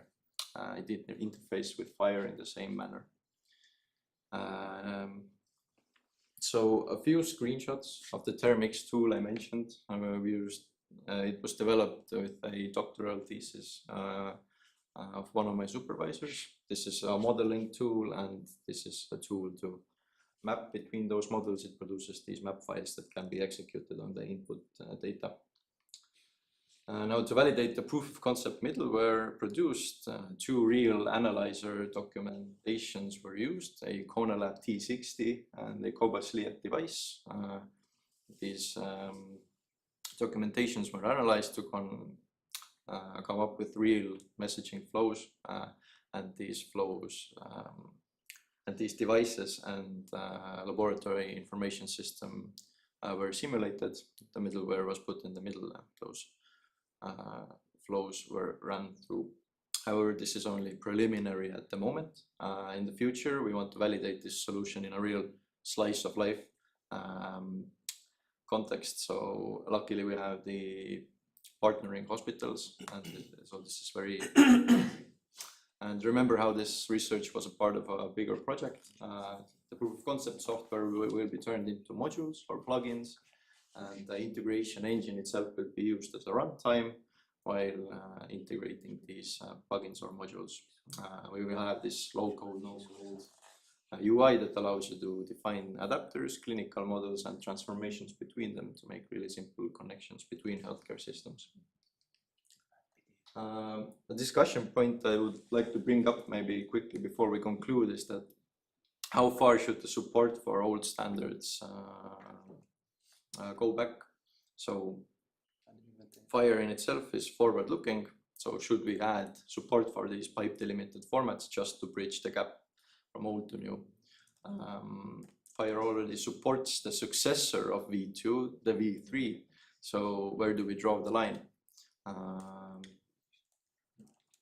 The V2 is actually the second most adopted standard to this day after Fire.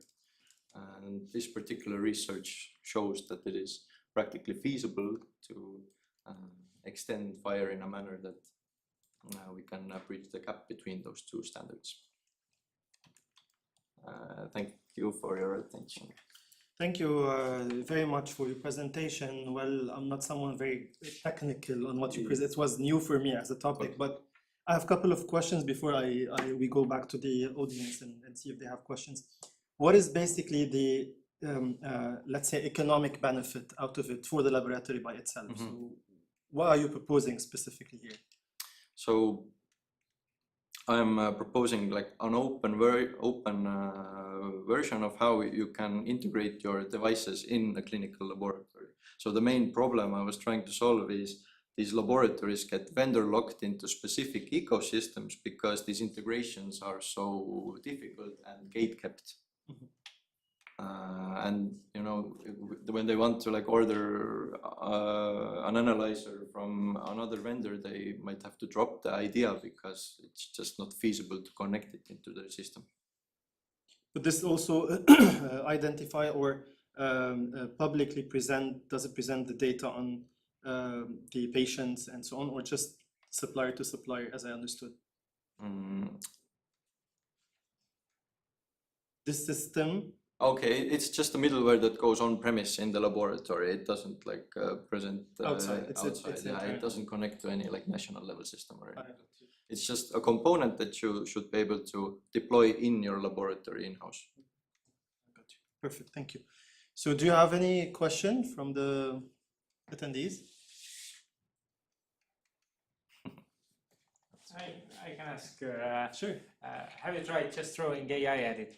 If you have like two different ecosystems and then just put codecs to it, say I have this and I have this, I need to merge and come out as one. I guess it's definitely an idea. Like I have been historically a little conservative about it, since just the stakes are so high, right? If there are any like undetectable bugs in the integration code and someone's result comes back like false positive or false negative, it could have huge implications. So my approach has been to see what tools are out there. Maybe we can have like a structured context for the model on the basis of this research and somehow formally validate the output, then why not? Any further questions? I think all is good. Thank you so much. Thank you. So now we have Ken, Athi and Igor. Ken, sa praegu share'id seda esimest ekraani ehk siis speaker note'idega. So you can write? Yeah. Okay. So presenting on evaluation of ASR engines for Estonian medical dictation.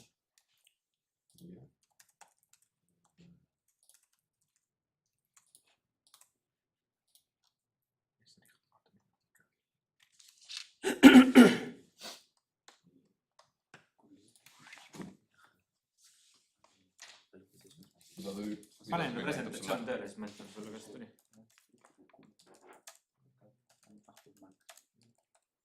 I don't slide it on desktop'i näitab. Desktop'i näitab või? Ta näitab seda kolmandat ekraani nüüd ära. Pane presentima ja jaga siis.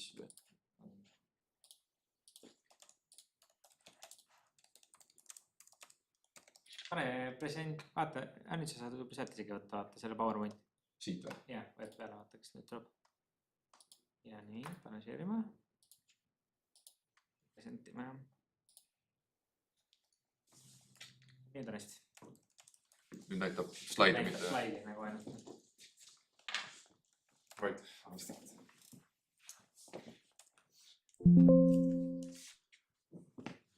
Hello everyone. My name is Ken Kruuser. besides being an IT support in this conference, I'm also doing some research. I'm a first-year doctoral student in Berlin University of Technology. And my main research focus is on structuring unstructured clinical text. And this involves many steps, starting from speech to text, natural language processing, and then clinical operability. But this study is specifically about ASR. And the problem that we're facing is that with the coming of electronic health records, they have improved the access to patient information, and they have also increased the amount of documentation expected from healthcare professionals. And this creates several problems because clinicians spend less time with the patients. Documentation contributes to burnout.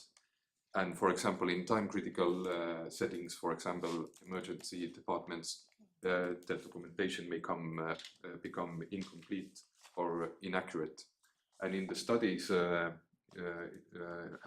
studies have shown that patients themselves feel neglected during the sessions because the clinicians have to turn away from the patient and keep on writing, documenting the conversations. So this is where automatic speech recognition can help us. Automatic speech recognition, in theory, is that the person dictates, talks, and the model transcribes the text into a draft. But regarding Estonian language, the ASR, specifically in clinical domain, is quite understudied. And the reason is that Estonia is such a little country, there's so little of us, and natives, there's only 1.1 million native speakers, which means that we have very limited resources compared to dominant languages like Spanish, English, etc. And Estonian language itself is very difficult as well. We have very rich morphology, many case endings, many word forms, and also compound words. And it's seen often with speech-to-text models that compound words are often split or recognized incorrectly. And when we're talking about domain-specific, then clinical terminology further increases the difficulty of training such models and using them. Currently, clinical ASR for Estonian, as I already said, is still relatively small research area. There has been earlier prototypes in radiology which were promising and were in retrospective projects were even fine-tuned and the results were good, but still it's still in such a raw format that the clinicians are not using them, and they're still, for example, in radiology, are still writing everything down, they're not dictating. And also with the speech-to-text models, they always have to be up to date. For example, the prototype I was just speaking about, these were done around 2018, but as time moves on, there's new diseases, new medications, etc. For example, COVID. When COVID came, the models don't understand what the word COVID is, so the models always need to be up to date. Regarding market context, there are startups which are focusing on AI documentation tools to help clinicians. For example, Sweden company Tandem Health and our local DocAid, which are all using in their architecture the same kind of models that I'm evaluating here. But since they're just piloting, we don't know the results yet, and if the clinicians are actually going to use them. So my research objective here is to compare several modern state-of-the-art ASR engines and test them on actual Estonian clinical recordings, evaluate which of the models perform most reliably, and identify the most common errors. So for this study, I included 10 clinical texts, 5 from emergency departments, 5 from radiology department. I had 6 speakers who then dictated the texts. 3 were with medical background, 3 were non-medical background. 1 was a medical professional, 2 students. So we had 60 recordings in total, and average was around minute-long recordings. And after processing them with the engines, we had 300 results.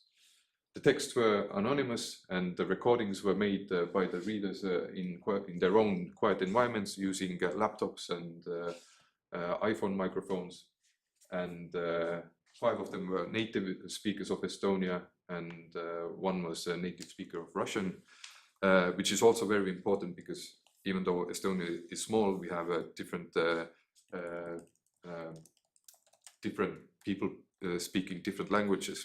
Their mother tongue is different, so they have accents, there are dialects, and in a clinical context, the models have to still work, still understand what they're talking about. So for this study, and for further studies as well, I developed a custom transcription platform where the user can record or add an audio file, also add the transcript text, and then perform the transcription with all of the engines, and the results are shown to the user with the calculated word error rate, and also a comparison with the transcription text and the output text to show every substitution, insertion, deletions. So you can do both qualitative and quantitative comparison.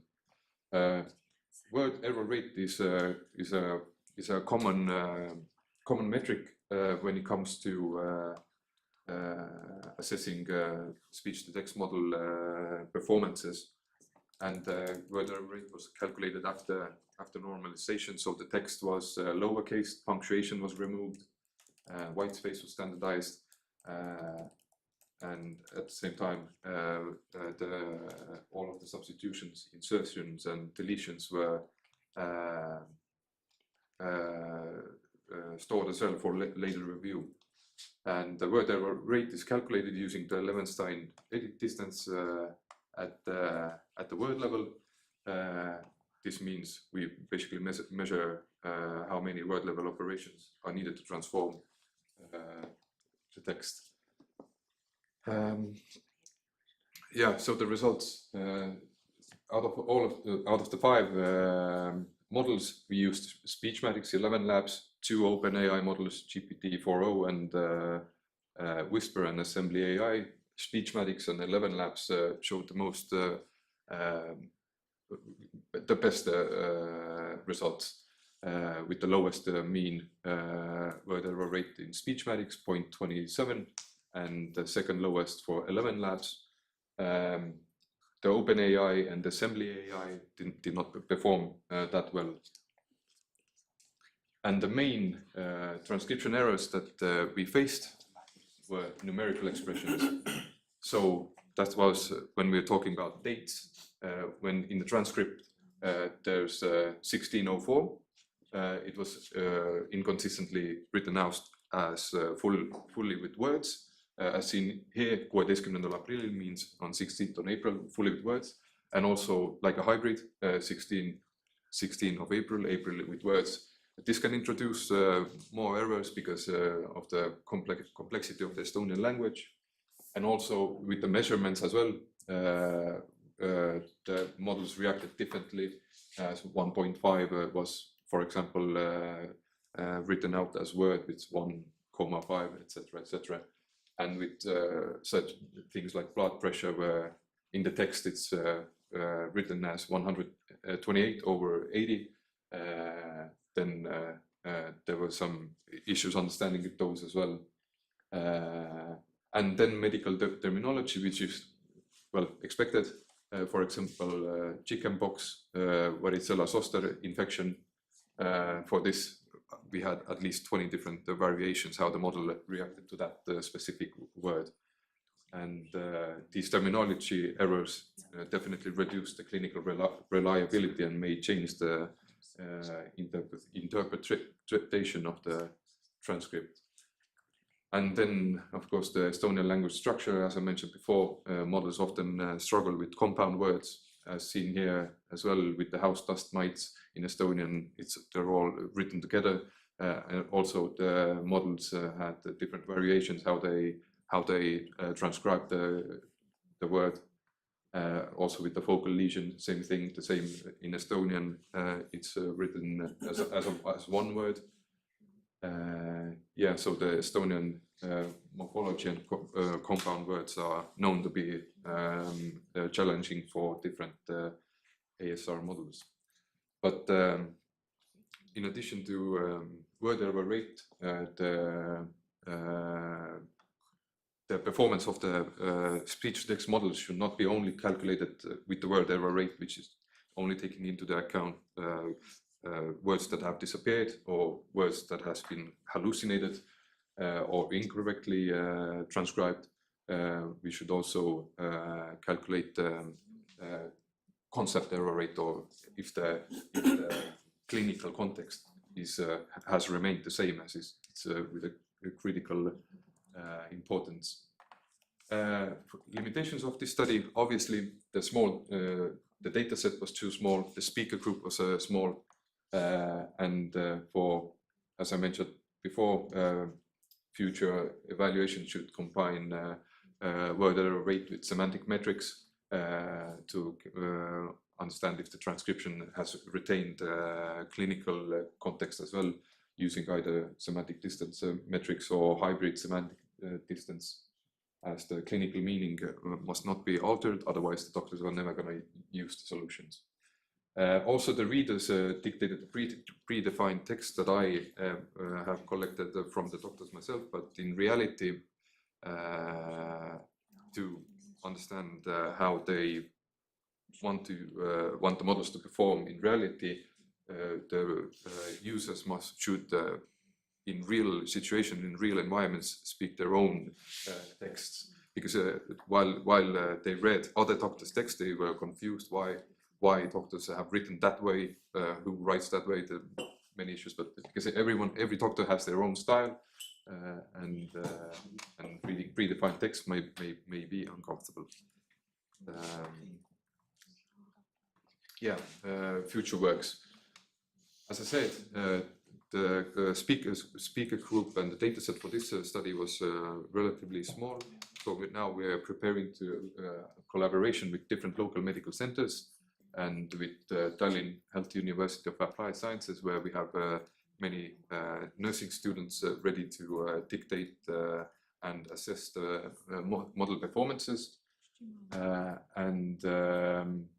Right before this session, for the first row, I had collaborated with Northeast Medical Center radiology department, but we found out that they are not really happy to do that because the doctors are too busy, so we're trying residents. And that's the issue with these language projects, that we need specialists' input to train the models or to assess the models. And this unfortunately requires a lot of resources, a lot of time from the medical professionals as well. And the idea for the collaborations is to collect more Estonian medical speech recordings. This is both for assessing the existing models and to fine-tune existing models, so we can finally get to actual working clinical models. Thank you for listening. Thank you. Very interesting. Again, for me, it's new music, to be honest. But I just have a question. Who is the end user of this interface? Is it the doctor by himself, or Yes. So the doctor? Clinicians, yes. All right. So they will read the report, and accordingly they will prescribe. Yes, in an ideal world, it would be even that, for example, I'm a clinician, you're a patient, we're talking to each other, and the model understands who is talking. Is the patient talking, and then and the doctor, and it separates. And then Only thing the clinician would have to do is just check if everything's okay, and then. But then the system doesn't propose anything. No. Just to ensure it is just recorded. Yes, this part is to improve the workflow of documentation. So the doctor, if I'm the clinician, I don't always have to turn away. You wait for a few minutes until I'm finished writing, and then we'll continue talking, etc. So it's to improve the documentation workflow. How much is those systems secured in terms of? Did you consider that there's of course cybercrime? Yeah. So did you consider this as a mitigation risk? Well, it's always very sensitive topic when it comes to healthcare and other areas where data is very regulated. Again, in the ideal world, we're trying to use as safe solutions as possible, and usually it means using local models, and that's why we are looking to use to get the data from medical professionals to train the models that they can use in their own environment, so we don't have to worry about external vendors or third parties that the data is going to another through a third party. But when it comes to when the vendors are in EU and they're processed in EU, then it might be simpler, but it's a very sensitive subject. Absolutely. All right, this is it from my side. Any of you, do you have any questions, comments? I have just a small remark that please, Costa is already solved this perfect thing that patient speaks and doctor speak, and it's puts the text in quite nice way. Mm-hmm. And are the doctors actually already using it? Almost. Okay. Is it like a? It's an integration issue. So integration is basically not done, and we have presented some doctors also who have spoke like also Russian and Estonian mixed, so it gives quite overview. Okay, and what domain is it? Like general practice or? General practice. General practice. Okay. And Well, it goes to the hospitals also, but we have not done the integration with hospitals yet. Well, as these results are not public, then we can't know like what are the how well they perform. News from last week. Okay, yeah, but if it's solved and we know what models they use, then well, this research is done. Then we can move on to the next step, which is processing the unstructured text, which the speech to text generates, and then getting that text into interoperable data, linking them with SNOMED CT codes, and then providing them into like FHIR format outputs. So yeah, if the model is so, it will be quite useful to use to the old data. For example, that are already in the digilugu. Yeah. Because there is like a lot of mess there. Yeah. This need to correct somehow. Yeah, exactly. Yes, but this also needs a lot of resources from the clinicians as well to at least train the models to do that beforehand. So yeah, but if the Costa Labs model is working perfectly, then yeah, I don't have to worry about the ASR anymore. It hasn't tested by the clients yet. It works in Finland, big hospital. I don't remember. Is Costa Labs Finland company or? Finland. Yeah, Finnish company. Okay. Finnish startup. Okay, because seen here, Speechmatics and 11 Labs, they perform quite well with Estonian medical terminology as well. But the word error rate might be slightly misleading, because with compound words, when the clinical context is same, but the compound words like split up, it still counts as an error. So even though when a doctor sees the output, he might be happy with it. He just, I don't know, deletes the white space between it or whatever. But the models are already performing quite well. It's just a matter of do they perform well in every different domain. For example, radiology, general practice, or psychology, psychiatry, whatever. Like where because in different domains there are different terms, etc. Has the model seen everything? We don't know. Yeah. Any more questions? Yeah. Go ahead. In case, for example, I don't know, the doctor or the patient will be speaking like mixed language. Like sometimes, I don't know, it's like not native speaker or Estonian, so sometimes going into Russian, then back to Estonian. So what will be the output of the model? Would it be like translated fully in Estonian, or it will like also mix the languages? That's a good question. Obviously, the speech-to-text model will have to understand both. Maybe more. Sorry? Maybe more than 2 languages. Exactly, yeah. Maybe they're speaking like, as they say, Estonglish, so it's like a mix in Estonian and English, and sometimes put in some Russian or Latin even. The models would have to understand, but I think since we are in Estonia, the end output should be in Estonian all the time, depending on the doctor. I don't know if they document actually in Russian language. I'm not sure. We have done this also, that doctor speaks Estonian and patient speak Russian, and it makes the Estonian resume of this. Because in general practice, it's not like all the words needed. Yeah. Because it's like if the patient comes, he talks about family and all kind of bullshit there. So this will be eliminated, and important stuff stays. But when it's like the doctor maybe just speaking to the environment, then maybe need all the words, but not make a summary. In general practices, they're making a summary at the moment. Yeah. Because when it comes to like translating, last year there's a similar project with natural language processing. So we have just a massive amount of text, and we have to understand where are the diagnoses in that text and symptoms, etc., etc. And we tried the solution where we first translate Estonian language into English and use the very good English models to do the language processing, and then translate it back into Estonian language. This introduces a lot of errors, especially in context changing.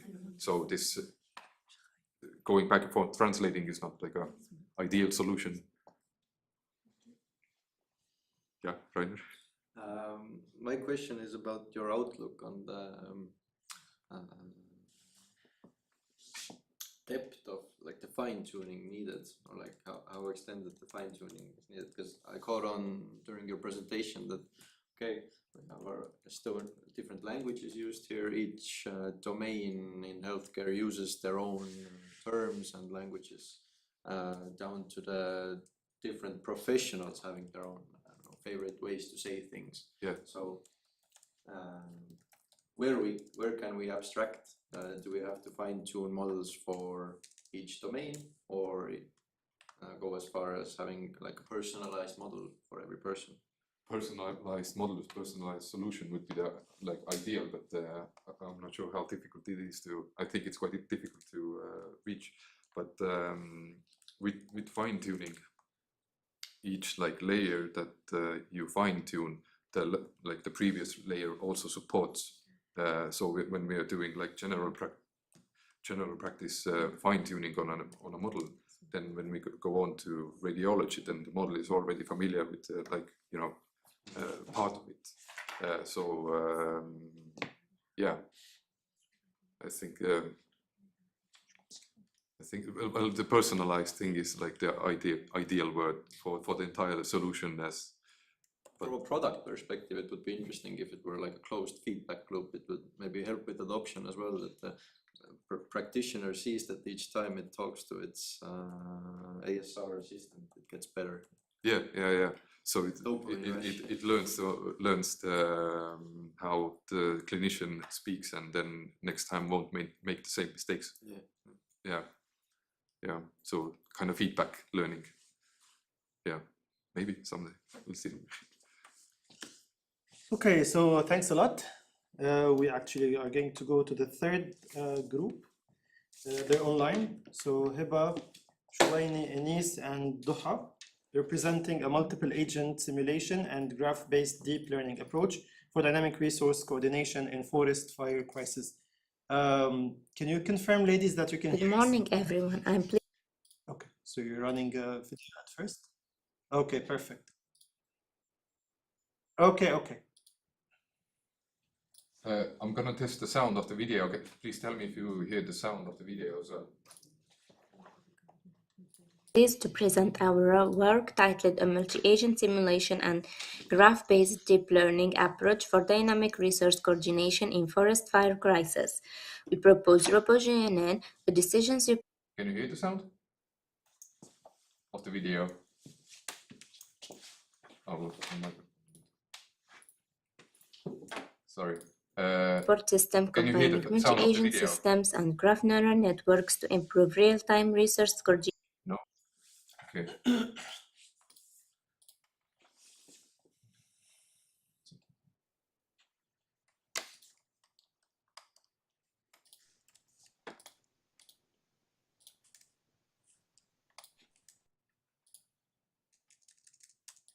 During forest fire emergencies, focusing on Tunisia. Let's begin. Okay, it's all good. This presentation. Yeah. Okay.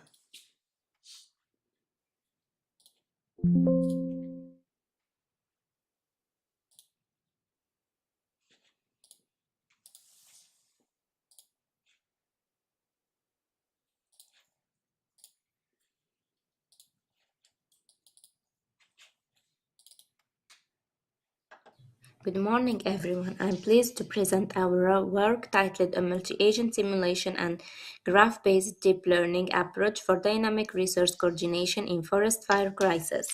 We propose RoboGNN, a decision support system combining multi-agent systems and graph neural networks to improve real-time resource coordination during forest fire emergencies, focusing on Tunisia.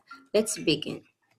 This presentation is structured into 6 parts: introduction and motivation, related work and research gap, mass simulator and RoboGNN model, experiments, results, and conclusion with perspectives. I will first present the context and motivation, then the main problem of resource coordination in forest fire crisis, and finally, the key contributions of our approach. Crises are becoming increasingly frequent and intense today. They can be of natural origin, such as wildfires, floods, or earthquakes, or of a human origin, such as chemical or terrorist attacks. They strongly impact human life, the economy, and the environment, especially in developing countries where resources and preparedness are limited. Among these crises, wildfires are particularly concerning. Globally, fire events have increased significantly between 2023 and 2025, especially in regions like the Amazon, Central Africa, and the Mediterranean basin. In Tunisia, wildfires are also increasing due to drought and rising temperatures. This had led to more burned areas and frequent fire outbreaks, making crisis management more complex. In Tunisia, crisis management is still evolving. During wildfires, the Regional Center for Disaster Response Operations, CRLOC, faces challenges such as slow resource allocation, high data volume, and poor coordination during simultaneous fire events, which overload decision-making. Improving and optimizing crisis management processes is now essential, as it helps save lives, preserve the environment, and reduce the damage caused by disasters. Next, I will briefly review related work, highlight existing research gaps, and explain how RoboGNN addresses these limitations. Crisis management research follows 3 main directions: multi-agent systems for simulation and resource allocation, deep learning for fire detection and prediction, and hybrid approaches using graph neural networks to improve coordination. Each contributes value but also has limitations. However, important limitations remain. Mass approaches focus mainly on simulation, not real-time decision-making. Deep learning requires heavy interaction with the environment, which is risky in crisis contexts. GNN-based methods assume homogeneous agents and controlled environments. None of them combines graph learning with heterogeneous crisis coordination, which is the gap addressed by our work.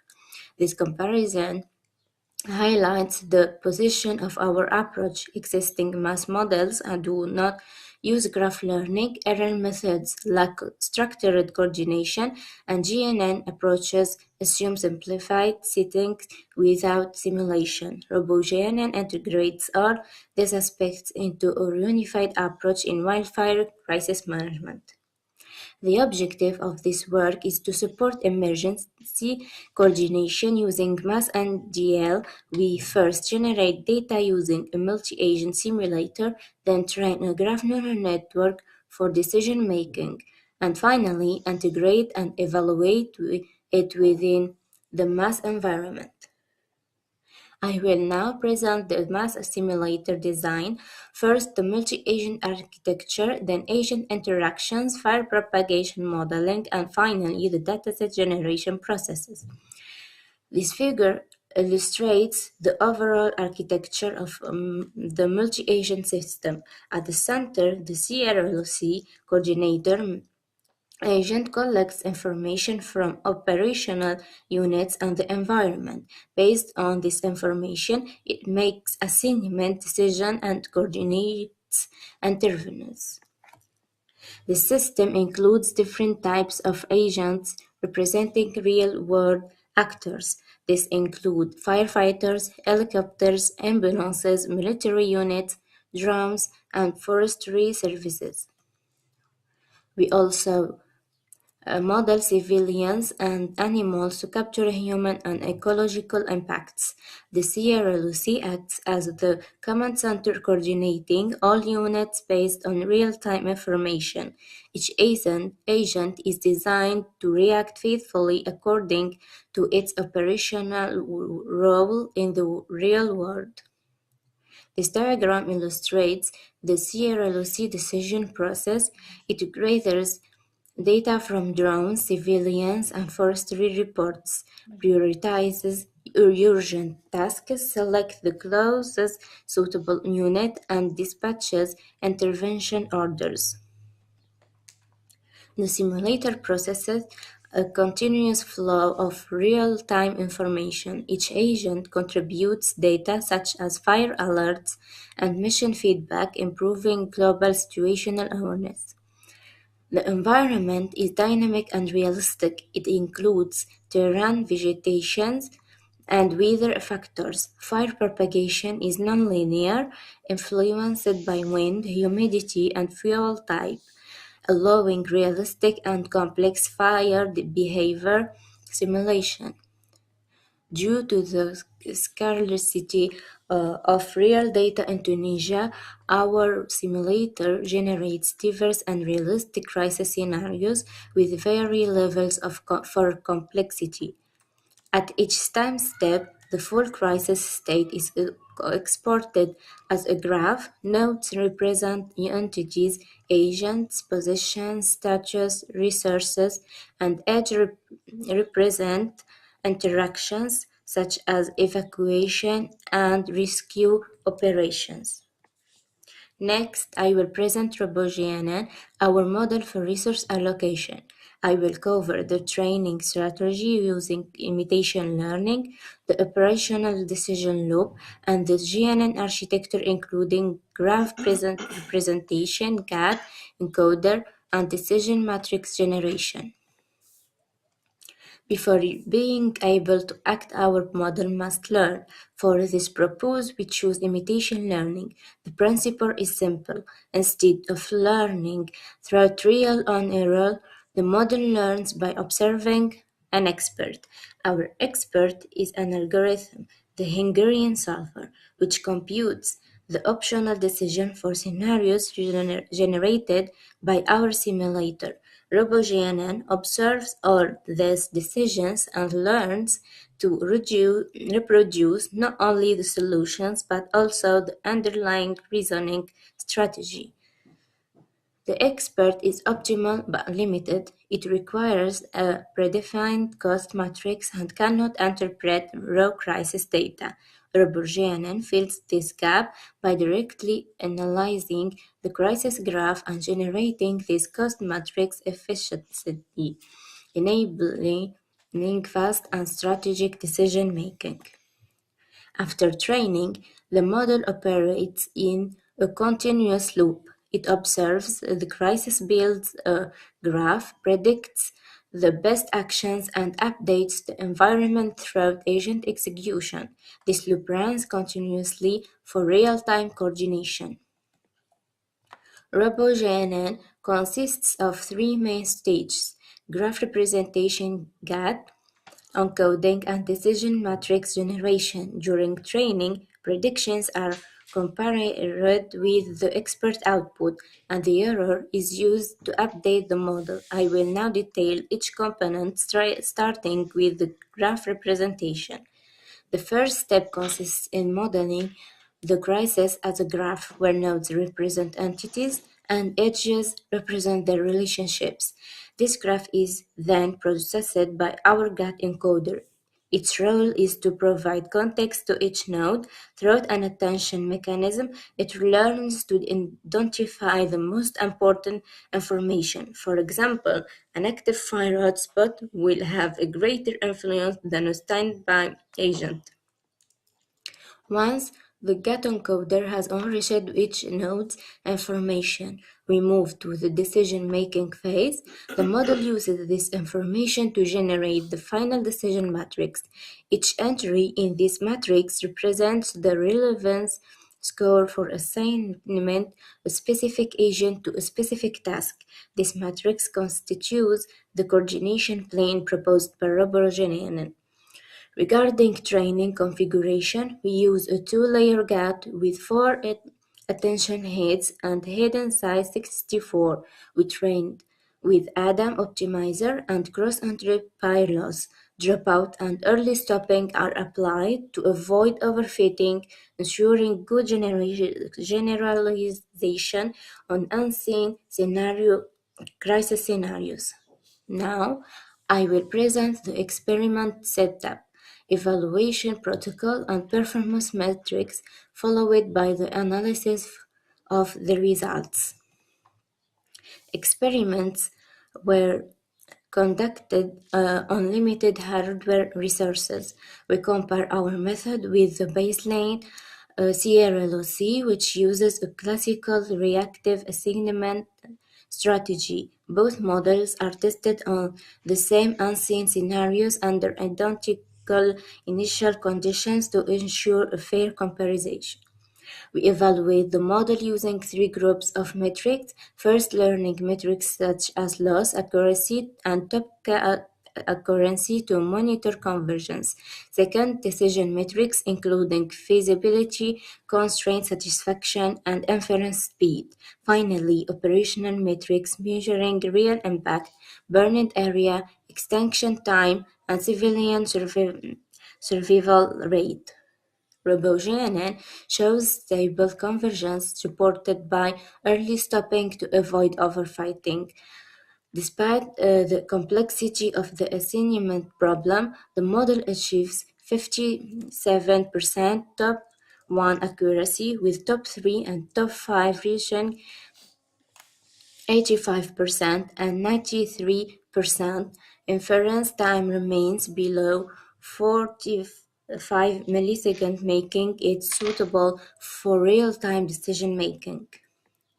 This comparison shows that RoboGNN significantly outperforms CRLOC. We observe a strong reduction in burned area and faster fire extinction.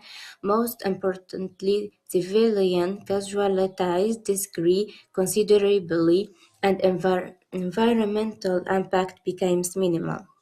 Now I will conclude the presentation and highlight the main contribution followed by limitations and future work. In conclusion, this work proposes a mass and deep learning approach for crisis resource allocation. RoboGNN demonstrates effective coordination and significantly improves response quality, reducing damage and enhancing civilian safety. However, the approach has limitations. It is currently focused on wildfire scenarios and relies exclusively on imitation learning without incorporating real-world data. These limitations, however, open the way to promising research directions. We plan to extend the model towards dynamic graph neural networks and improve the GNN using reinforcement learning methods. We also aim to integrate real-time data such as satellite, sensor, and weather information, and to combine our approach with centralized solvers and adaptive agents. Finally, we will strengthen the evaluation by comparing our model with additional baselines, including ACO, MLP-based methods, and multi-agent reinforcement learning approaches like PPO and AGGPG. Thank you for your attention.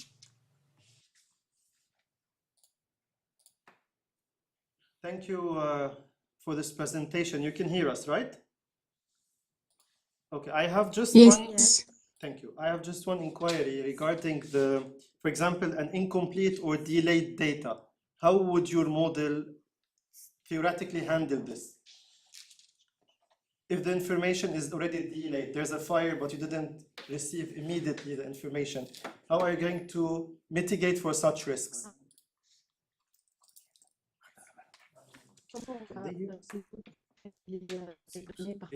Network issues.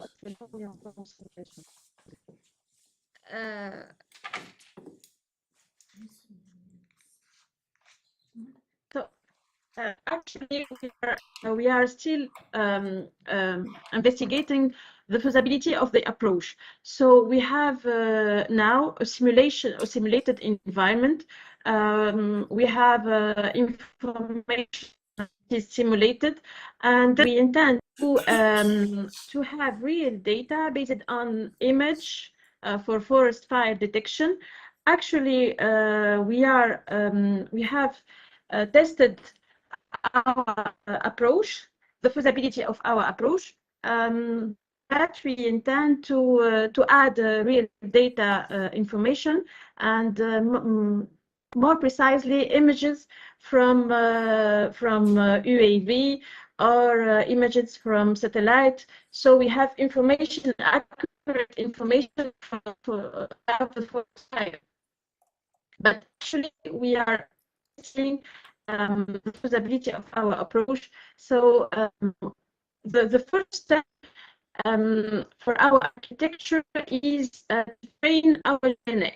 So to train our GNN, we need data about past forest fire, and some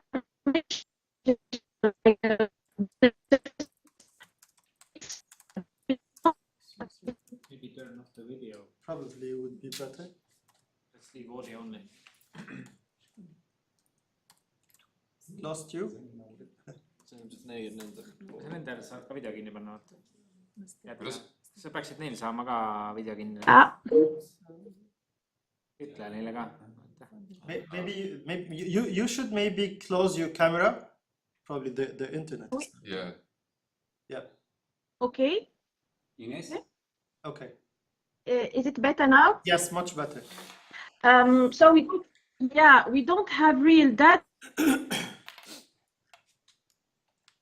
So it's based on simulation. This is what I understood, right?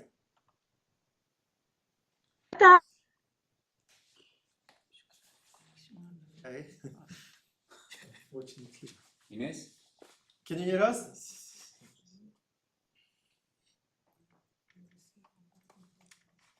I will call her. We still have one paper, right? He's still presenting. He's still presenting in the other room. He's presenting there? Yeah, because he's in two parallel sessions at the same time because he was absent yesterday. Okay, so he presents two papers, one there and then he's coming. Yeah, so we have time. Okay. So we have time.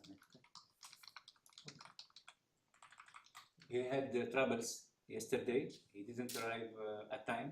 Okay. So we put him in two parallel sessions to avoid wasting time.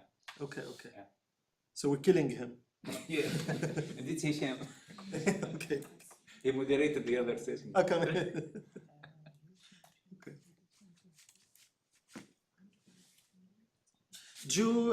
Anyone has any question? Just to pose it, maybe you can write it so that they can understand what or expect what. You have a question? Can you hear us? Yes, we hear you. Ines, put the 4G connection. The mobile connection. We Sometimes what helps is that if they have connections otherwhere in the room to disconnect, so they have full. No, they are in the school.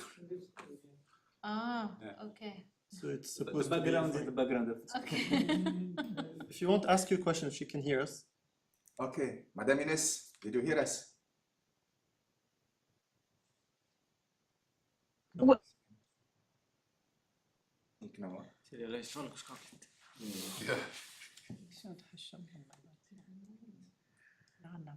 أهلا إنس. ليش نسمعوا فيكم بالكديرة وإحنا احنا مش نسمع فيكم جملة. أي نسمع في كل شيء. نخرج نعد ندخل. نجم تحط الكاتجين بتاعك. No, we can hear them now. حتى كاتجي هنا تو نسمع فيك كاميرا. باهي أوكي سهل. C'est bon.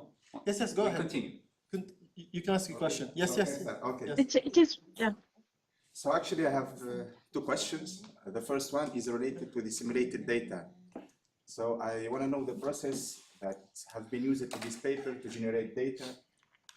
It's based on historical data because, you know, in Tunisia we have areas that are most likely to have fires more than other areas.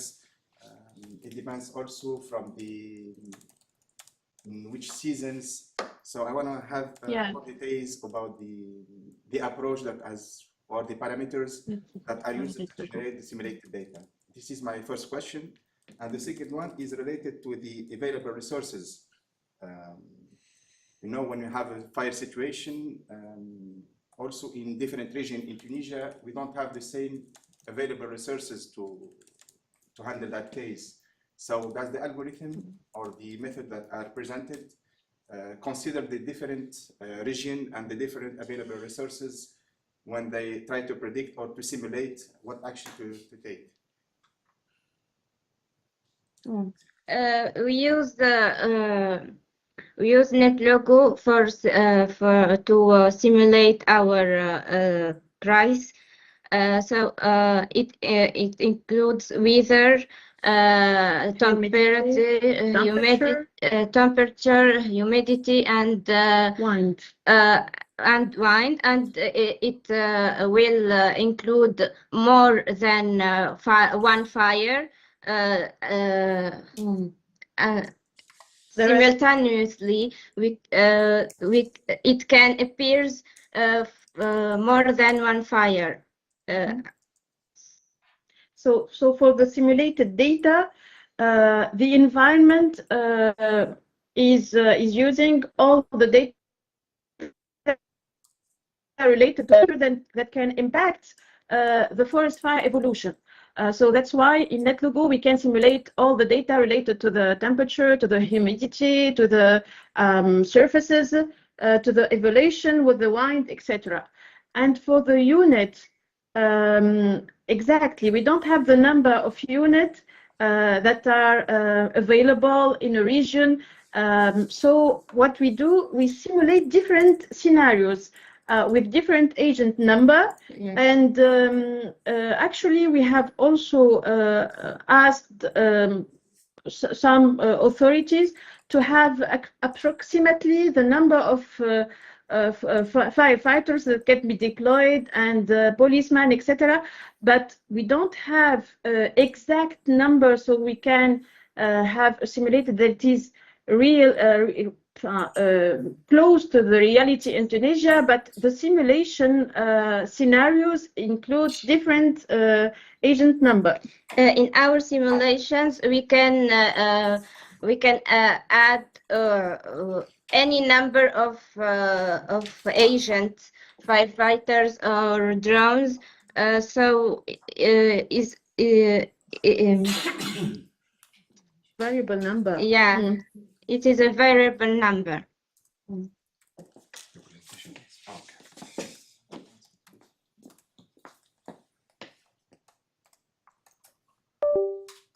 Do you hear us? Yes, yes, it was clear. Okay, okay.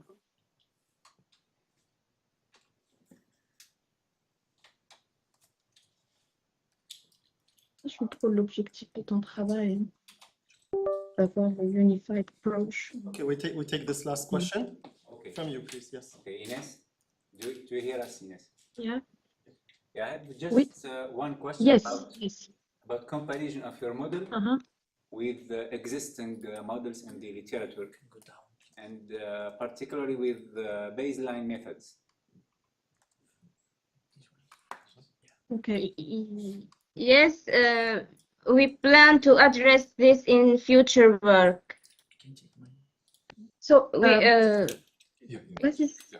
however, implementing reinforcement learning or advanced meta-heuristics is not straightforward in a safety critical environment like forest fire crisis management.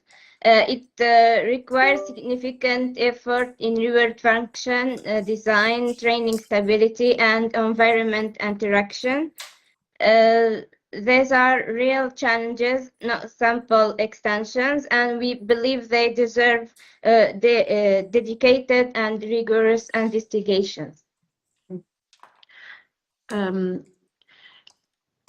Actually, we intend to implement an heuristic to compare with GNN that represents the crisis as a graph, and with graph attention network that gives priorities to entities based on dynamic relation between entities.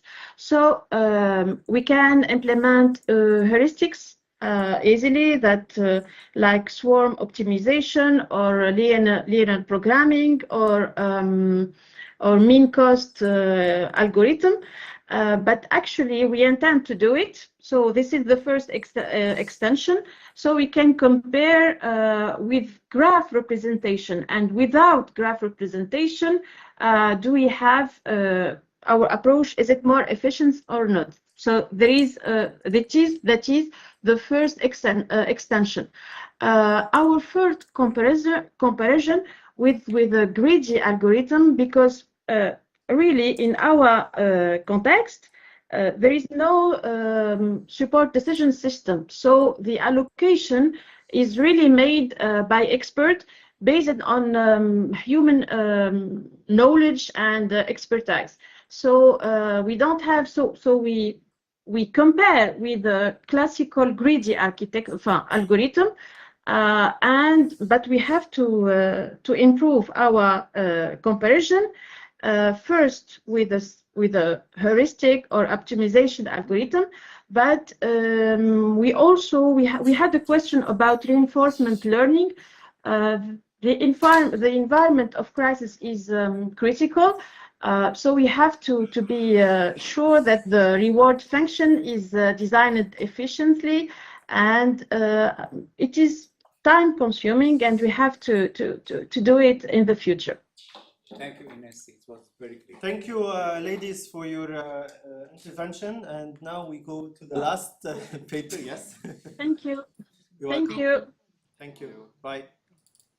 Bye. With Dr. Hisham. So you're presenting from automation to augmentation. Yeah, you can use that.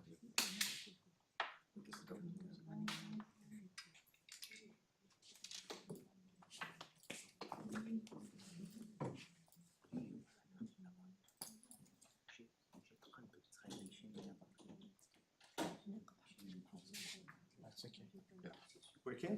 Yeah.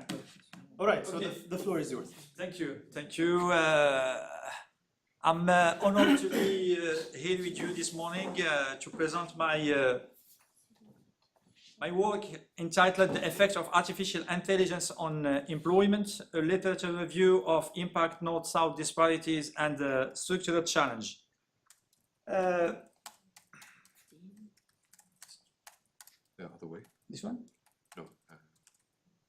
So, yeah. sorry. Yeah.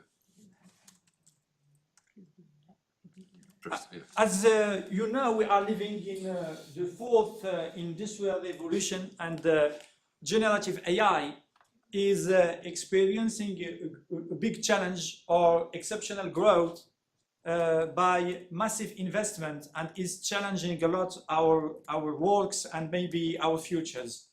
And there is maybe a transformative way or cognitive task that will be challenging in the futures. And the question or the issue, what is risen few years ago, it's about the effect of AI on employment in general. And we don't know exactly what is the most impact of AI in a lot of jobs, and specifically about countries. There is a lot of works and paper and research about developed countries, but there is a lack of information and search about underdeveloped countries. We don't know exactly how this artificial intelligence were substitute some tasks, some jobs, and if it will be something as a positive or negative one. This is why Stronger. Yeah. Yeah. This is why we, the first objective or the first aim of this work is to synthesize or to read what it's doing in the literatures, and what we know that it's not something new. What we are living now about AI, it's something already happened in the 17th, 18th, 19th century. We had the Industrial Revolution, and it was always these destructions of jobs and the destructions of some kind of industry, and they are reshaping them or replacing them with others. We had the Industrial Revolution, we have electricity, and we have internet and digital, and now we have AI, artificial intelligence. And when we saw in the history, for example, in the 18th century, it was like a Schumpeterian concept. It was always some destruction or loss of jobs. But what we know about 17, 18, and 19 history, that the job creation with industry, it was far bigger than what we lost in the past. And in the same thing, when we talk about electricity revolution in the 19th and 20th century, because we are talking in AI, it's like we are talking on the future. And if you want to know what can happen in the future, sometimes we need just to understand or maybe to analyze what happened in the past. And we are just making by our exploration for the futures with knowing what happened in the past. The idea is there is always some destruction or job losses or activities or industries, but in 17, 18 until 21 centuries, it was a lot of creation of jobs than the loss of the destruction.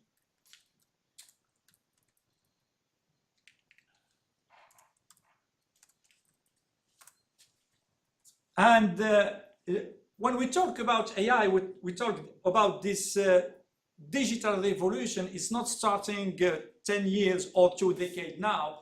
It's about 1 century. It starts with the paradox of Robert Solow. Solow, it's a Nobel Prize. He told that you can see computer everywhere. It's like the question this morning, we have e-health. We know what we lost and what we cost if you don't use technology, but we don't know exactly what it brings.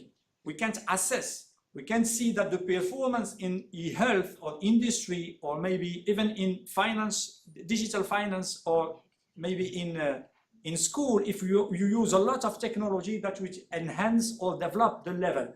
This is why the most results about economic history, that there is the impact of technology in general has always been overestimated.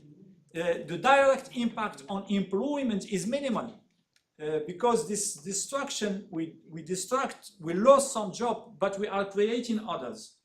If we take this information, we can now raise this issue about artificial intelligence. What will be happen in the future? It will be the same thing as the past, or maybe we will have something quite different. This is why we are collecting some data from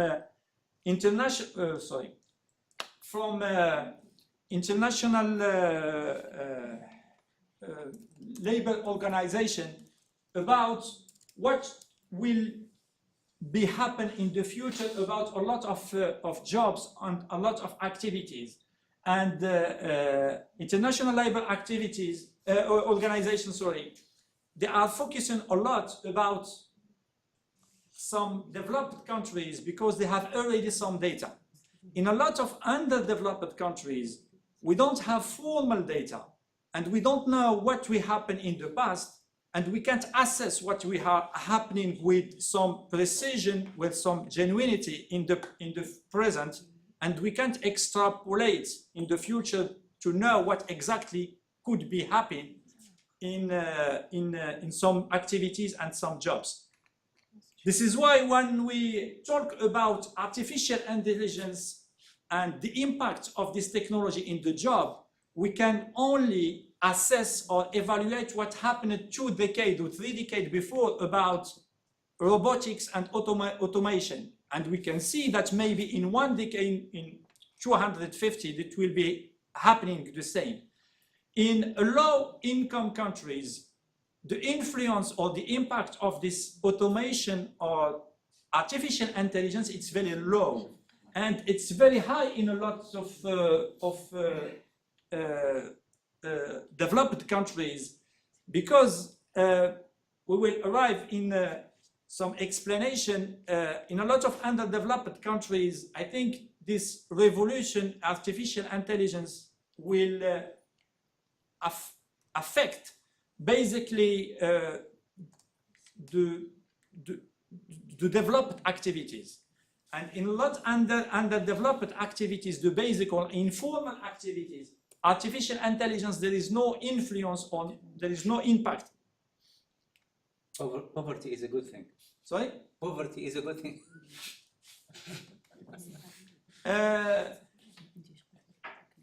Yeah, it's maybe we will come in the key finding at the end, and maybe it's the same results. It's we have some protection because we are not developed enough.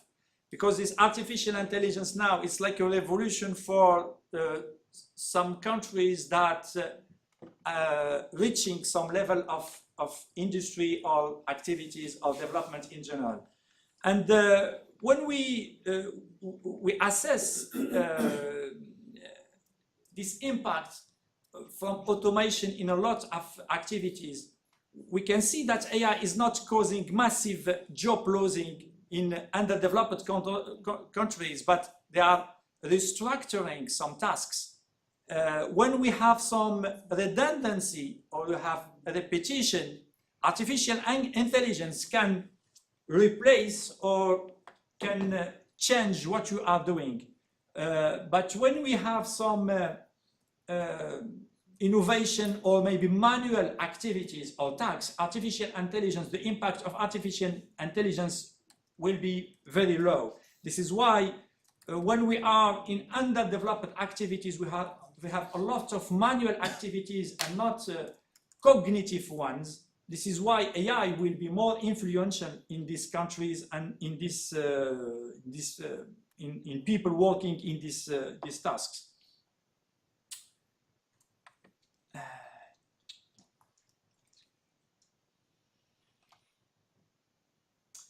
As a key finding from the data coming from ICU, International Job Organization, it's in advanced economies, AI can affect in 2 decades basically 60% of jobs or some tasks in some jobs. But in a lot of underdeveloped countries, it will be something in medium about 7 and 8% of the jobs.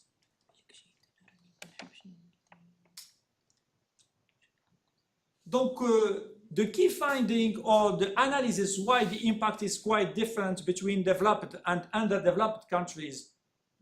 The first explanation is infrastructure in a lot of underdeveloped countries is limited, and the influence of AI or digital and technology is less than other countries or developed countries. The second explanation is about human capital. In a lot of underdeveloped countries, as I said, a lot of people are working in basic activities, rural activities or informal activities. And even if there is some influence in health, for example, in health, in medicine or something like that, it will be tiny, very small percentage of jobs. And the second factor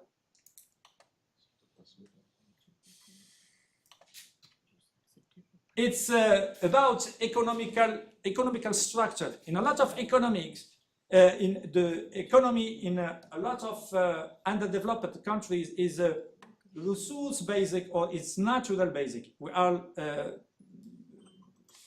the activity is not about cognitive or science or information that it will be automated. We are talking about handcraft, about agriculture, about services, and this is why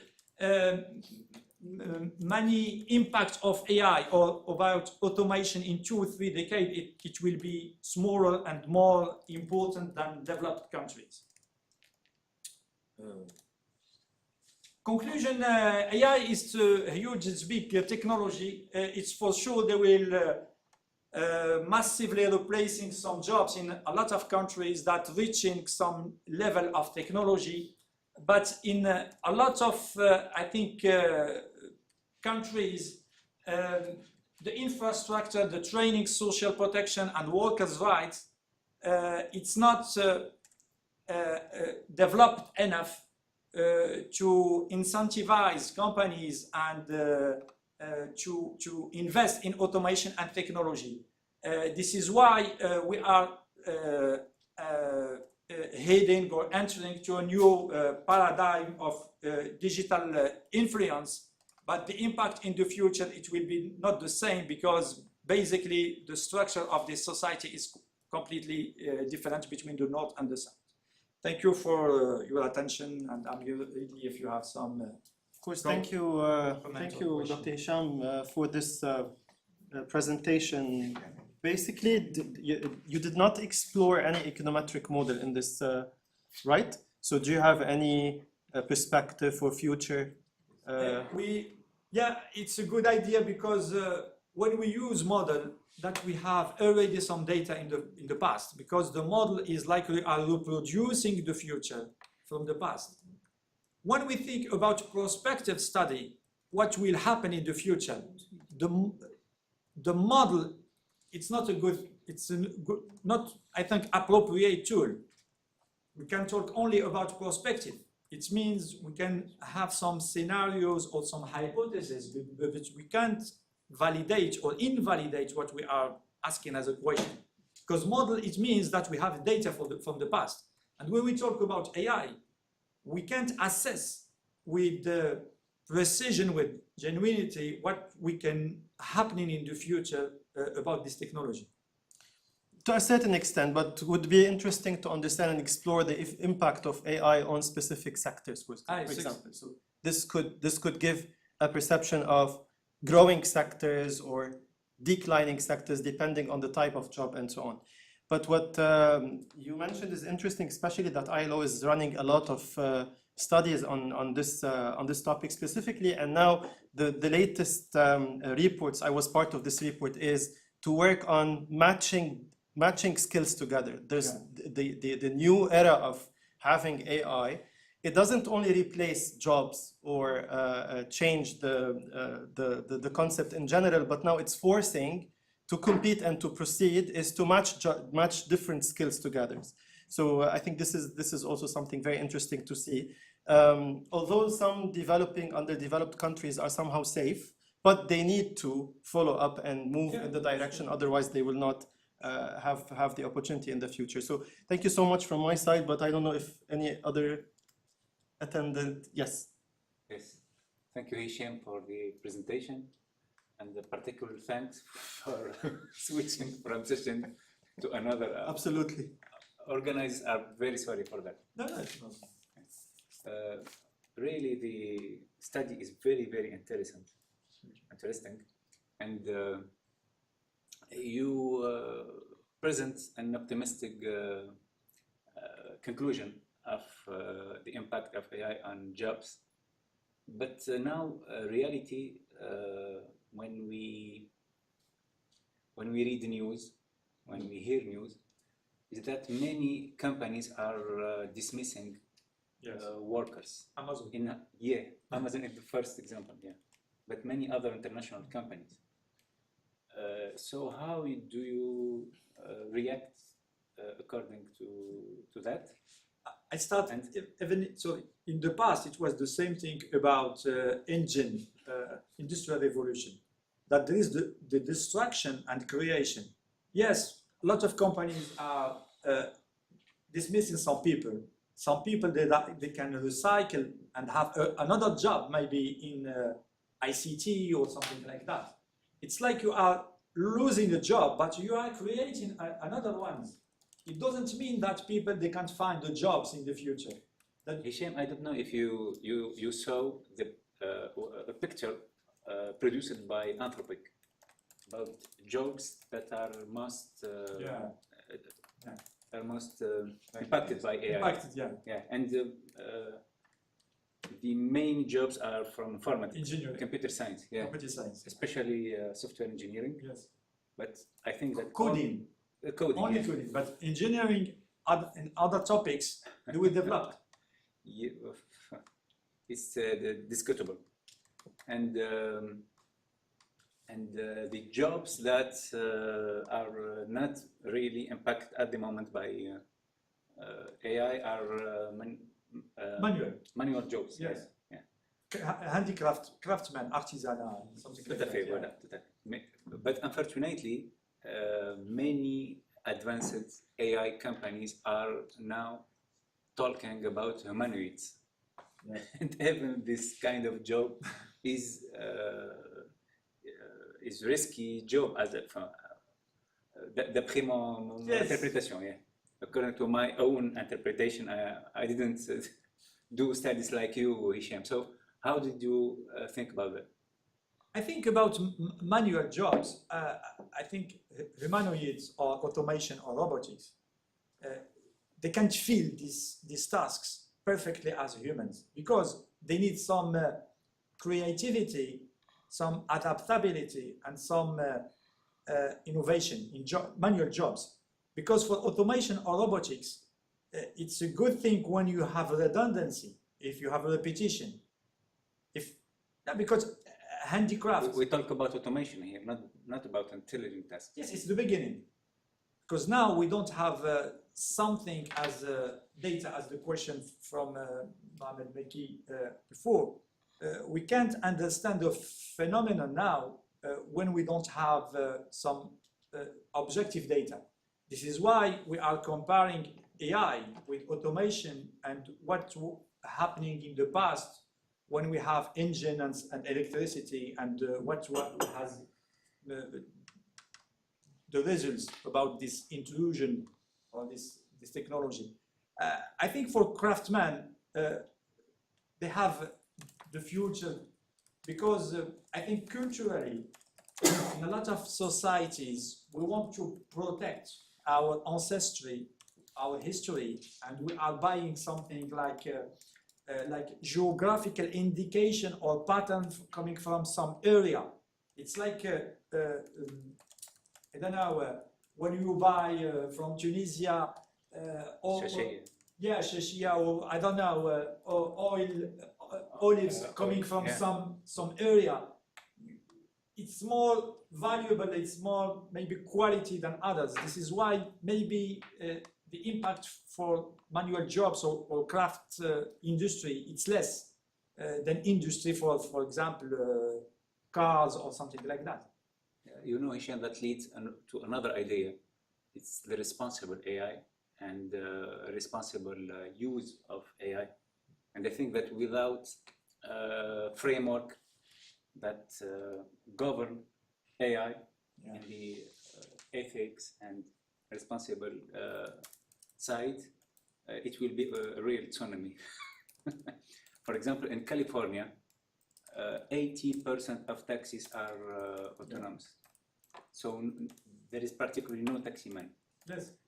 And without framework like, for example, AI Act in Europe, I think it will be a real social problem in the few next years. I think. I think it's the main idea of progress, of human progress or development, that we need to shift or to lose some jobs, some products, some services, some ideas, some value, to have something else. This is the meaning of a progress. And maybe for the drivers, we don't need it in the future. If I can be more comfortable in a taxi and without having someone to You are the talk client. with. You're the client. You're You're from the perspective of the client. Yeah, no, he will lose the job, but for sure he will learn something to do more valuable, more value added in other jobs. This is the concept of destruction creation. And the humanity is moving forward to progress because we are leaving behind us all tasks or activities that's not bringing us more value. And maybe sometimes it's like we have this nostalgia for something and we need to keep it with us, even if it's obsolete, it's over, it's finished. But I think that I would like to chip in. I think that what is different now than historically is that we are attacking the ladder from the top, not from the bottom. Exactly. Historically, we always the most manual repetitive work was eliminated and people could climb up to better positions. But now we are taking away the best positions of native work, and then we're saying, okay, go grow olives or do something like that. So what are we going to do? We're approaching the top of the pyramid. Yes, we're cutting that off, and also the second thing is that it's happening just so fast. Because I just yesterday heard about that creator of Curl said that about a year ago that AI for programming is not useful at all for their project. But last month he said that it's really useful because in 1 year it has become from a liability and whiteboarder tool to a real tool that can be used every day in professional setting. And that means that I think perhaps in 3 years, instead of an architect, we can have just an AI model. And then maybe less. Do we send the architect to dig the trench then? Like, what will he do? What is the next level up for him? I appreciate your remark concerning it's going fast, because when we compare what it happened in the past, for the last revolution, it took 200 years, 100 years to be like cosmopolitan something adopted by everyone. Now we have 1 decade or maybe 2 decades because we are investing a lot of fund to get this product or these services as basic tools for everyone. Because every year you have 7 companies in the world investing something like 3 times the GDP of my country, or maybe 9 times the GDP of Tunisia. Every year they are investing a lot of money to get something very quickly than what it was in industrial revolution or with electricity or something like that. This is what I said. maybe what is it's challenging, or maybe what is scary for the humans now, that sometimes we need a lot of time to integrate something that is happening, as humanoid or robotics or something like that, because we are the fund or investment is a lot. Yes, we talk about $400 billion per year. 7 or 8 companies are investing every year to develop this AI. Yes, I do agree that it's happening fast, and I am also an optimist because I think it will work out. The thing is just that the next 50 years are, as they say, first comes dystopia and then comes the utopia. So you have to live through that dystopia next, and this is, I think, frightening for many people because, okay, the brightest minds will always figure things out and leverage the AI, but the average cognitive worker that worked in a company, did some Excel, and now they just automate their position. But it's the same thing when you read history. For example, the Queen in Europe, when you want to travel, it was a big challenge. They took, for example, I don't know, 1 week to go from one city to others. And when we bring train and something like that, it was something unimaginable for this kind of people. And we are maybe living in the same area. Exactly. Hisham, I don't think the same laws govern automation and evolution. Yeah, it's not the same laws. For example, you can look at the Moore's law. Yeah. The Martek law. Technology is governed by other laws other than industry and automation laws. I don't think it will take it's all about the transformation. It's not exactly the same law, absolutely, but it will take maybe faster. It will be faster, absolutely. And maybe when you discover that, okay, this is what happened, there's another new thing that is already evolving. Exactly. So it's an ongoing and it's very fast, but we are adapting to a certain extent. So yes. Thanks. I just have one question. What about the factor of trust in integrating the AI? Because all of this you're perfectly true about all of this. However, a big portion of not wanting to have the capabilities or not willing as well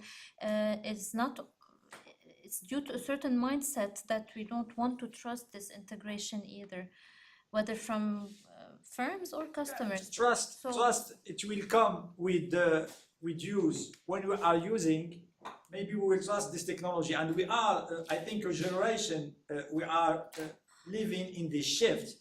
We need some time and maybe experiment to have this trust. It's like 10 years before, or 2 decades or 3 decades, when you use digital finance and you want to pay in internet, people in general don't trust. But now it's something like we are used to do it. I think it's a habit. Trust is a habit. More of a comment. It's not a. No, even sometimes it becomes a must. So if everyone is using it, for example, now phones, then khalas, you have to use it. AI does mistakes, but humans do mistakes as well. So, I mean, as a human, we do mistakes in our jobs. So you are talking about responsibility or something like that. It's not about general, just it's an overall comment. It's livability and responsibility. Exactly. Maybe we can legislate. We can make rules in the future about these humans, like we talk about car without a driver. The insurance, it was a problem, but now in USA it's over. There is no problem about insurance, because if you make an accident, who is responsible from a car without a driver? It's more or less the same, yes, the same perspective. And how far can we trust? I mean, maybe it's the fact that we don't have enough rules and guidelines. It's like in research, they set proper guidelines, like AI refined and AI generated, and a fine line between what is considered plagiarism and how far we can access. So now when it comes to research, at least we are more or less, we have identified some ground rules on how far we can use AI. However, future, I mean, now it's easy when we are in the academic field, but when we move to more operational fields, I mean, the perspective is completely different. It depends on the culture. In USA, they don't have a rule. Yeah. Absolutely. In China also. Europe, China it's less. In Europe, they China have- is worse. is worse. In Europe, they have a lot of regulation about AIs. Because in the culture, there is always this kind of, we need some protection. And we do some rules, and in progress, we need to make a mistake. And this is, I think, the difference between a lot of countries. It doesn't matter, I start, there is some maybe mistakes or some accidents, and we'll correct them. And in a lot of countries, we don't want to take these risks, and we stop the innovation and the progress with rules, with norms, and something like that. And maybe this is the huge problem in the EU now, that they have a very big or strong regulation to develop. They don't have a big companies and maybe some norms because they are looking to protect people, and they don't let businesses develop themselves. And for example, why do you have for example, in USA, you have 3 or 4 banks, 3 or 4 companies, and in Europe, if some companies want to merge to attain competitivity or something like that, the regulation is sometimes it's a problem. And what do you think about the future of those who refuse to integrate, you know, all these language models and all these platforms or integrate AI in general? Mohamed Makki he said that like a phone or a mobile phone, 2 decades before, there is a lot of our parents or grandparents, they don't want to use it. But now, because of they lose authenticity sometimes. I mean, sometimes even when you, if you will compete, at the end of the day, you have to do the same almost protocol, use the same protocols as everyone else. So it will become like a habit. So eventually we will reach there. Absolutely. We have to. We have no choice at a certain. We have no choice. True. Thank you. Thank you. Thanks a lot. Thanks for everyone.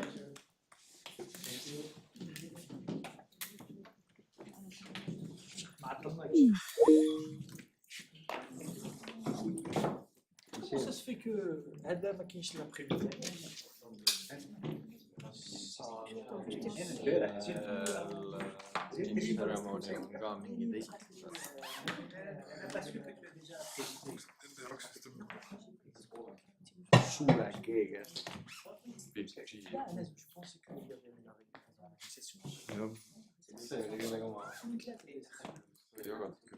võtsid USB välja? معليش de toute façon. Non, c'est la discussion. Avec plaisir, oui, bien sûr. اسمع قالوا لي الفطور مش محمد برافو شكرا عليك ميرسي يلا اسمع ممكن تشغل منير We will do the closing ceremony. لا بخير كيما تحب جي مي بابيي انا باقي جي بوكو سوفير بسم الله اسمح لي تحت لك اسمح لي نتفقدوا كل الجينيتور نتاعنا رجعوا لهنا ليه ما فما سيرموني تو دوك احنا ما خلصنا اصلا بالحق عملنا واحد عمل انترفونسيون لين سويسرا دونك الناس كلها اذا تحضر انت ما تلمهمش لا تلم على خاطرش برشا هلا في لانش كل لانش حناكل ولا ما شو بدك انت شو بدك انا على طول جاهزه جي بري اون بانان اون فام اي لا فوالا بس بدي ارد له هيدا حطوا له خليه على حد الاورديناتور معلش شوفوا نحن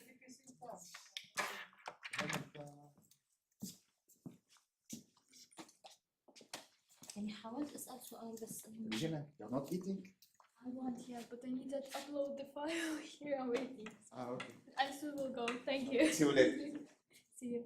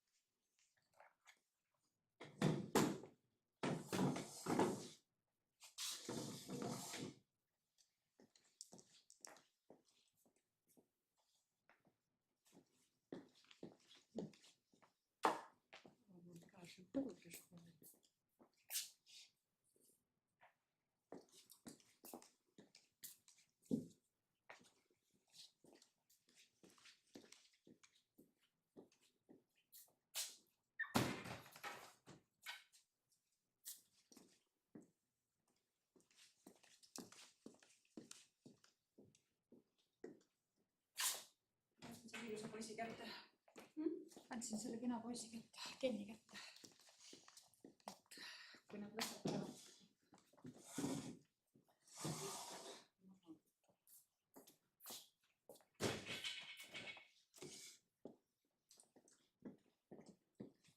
See on selline sobiv nimi on ju?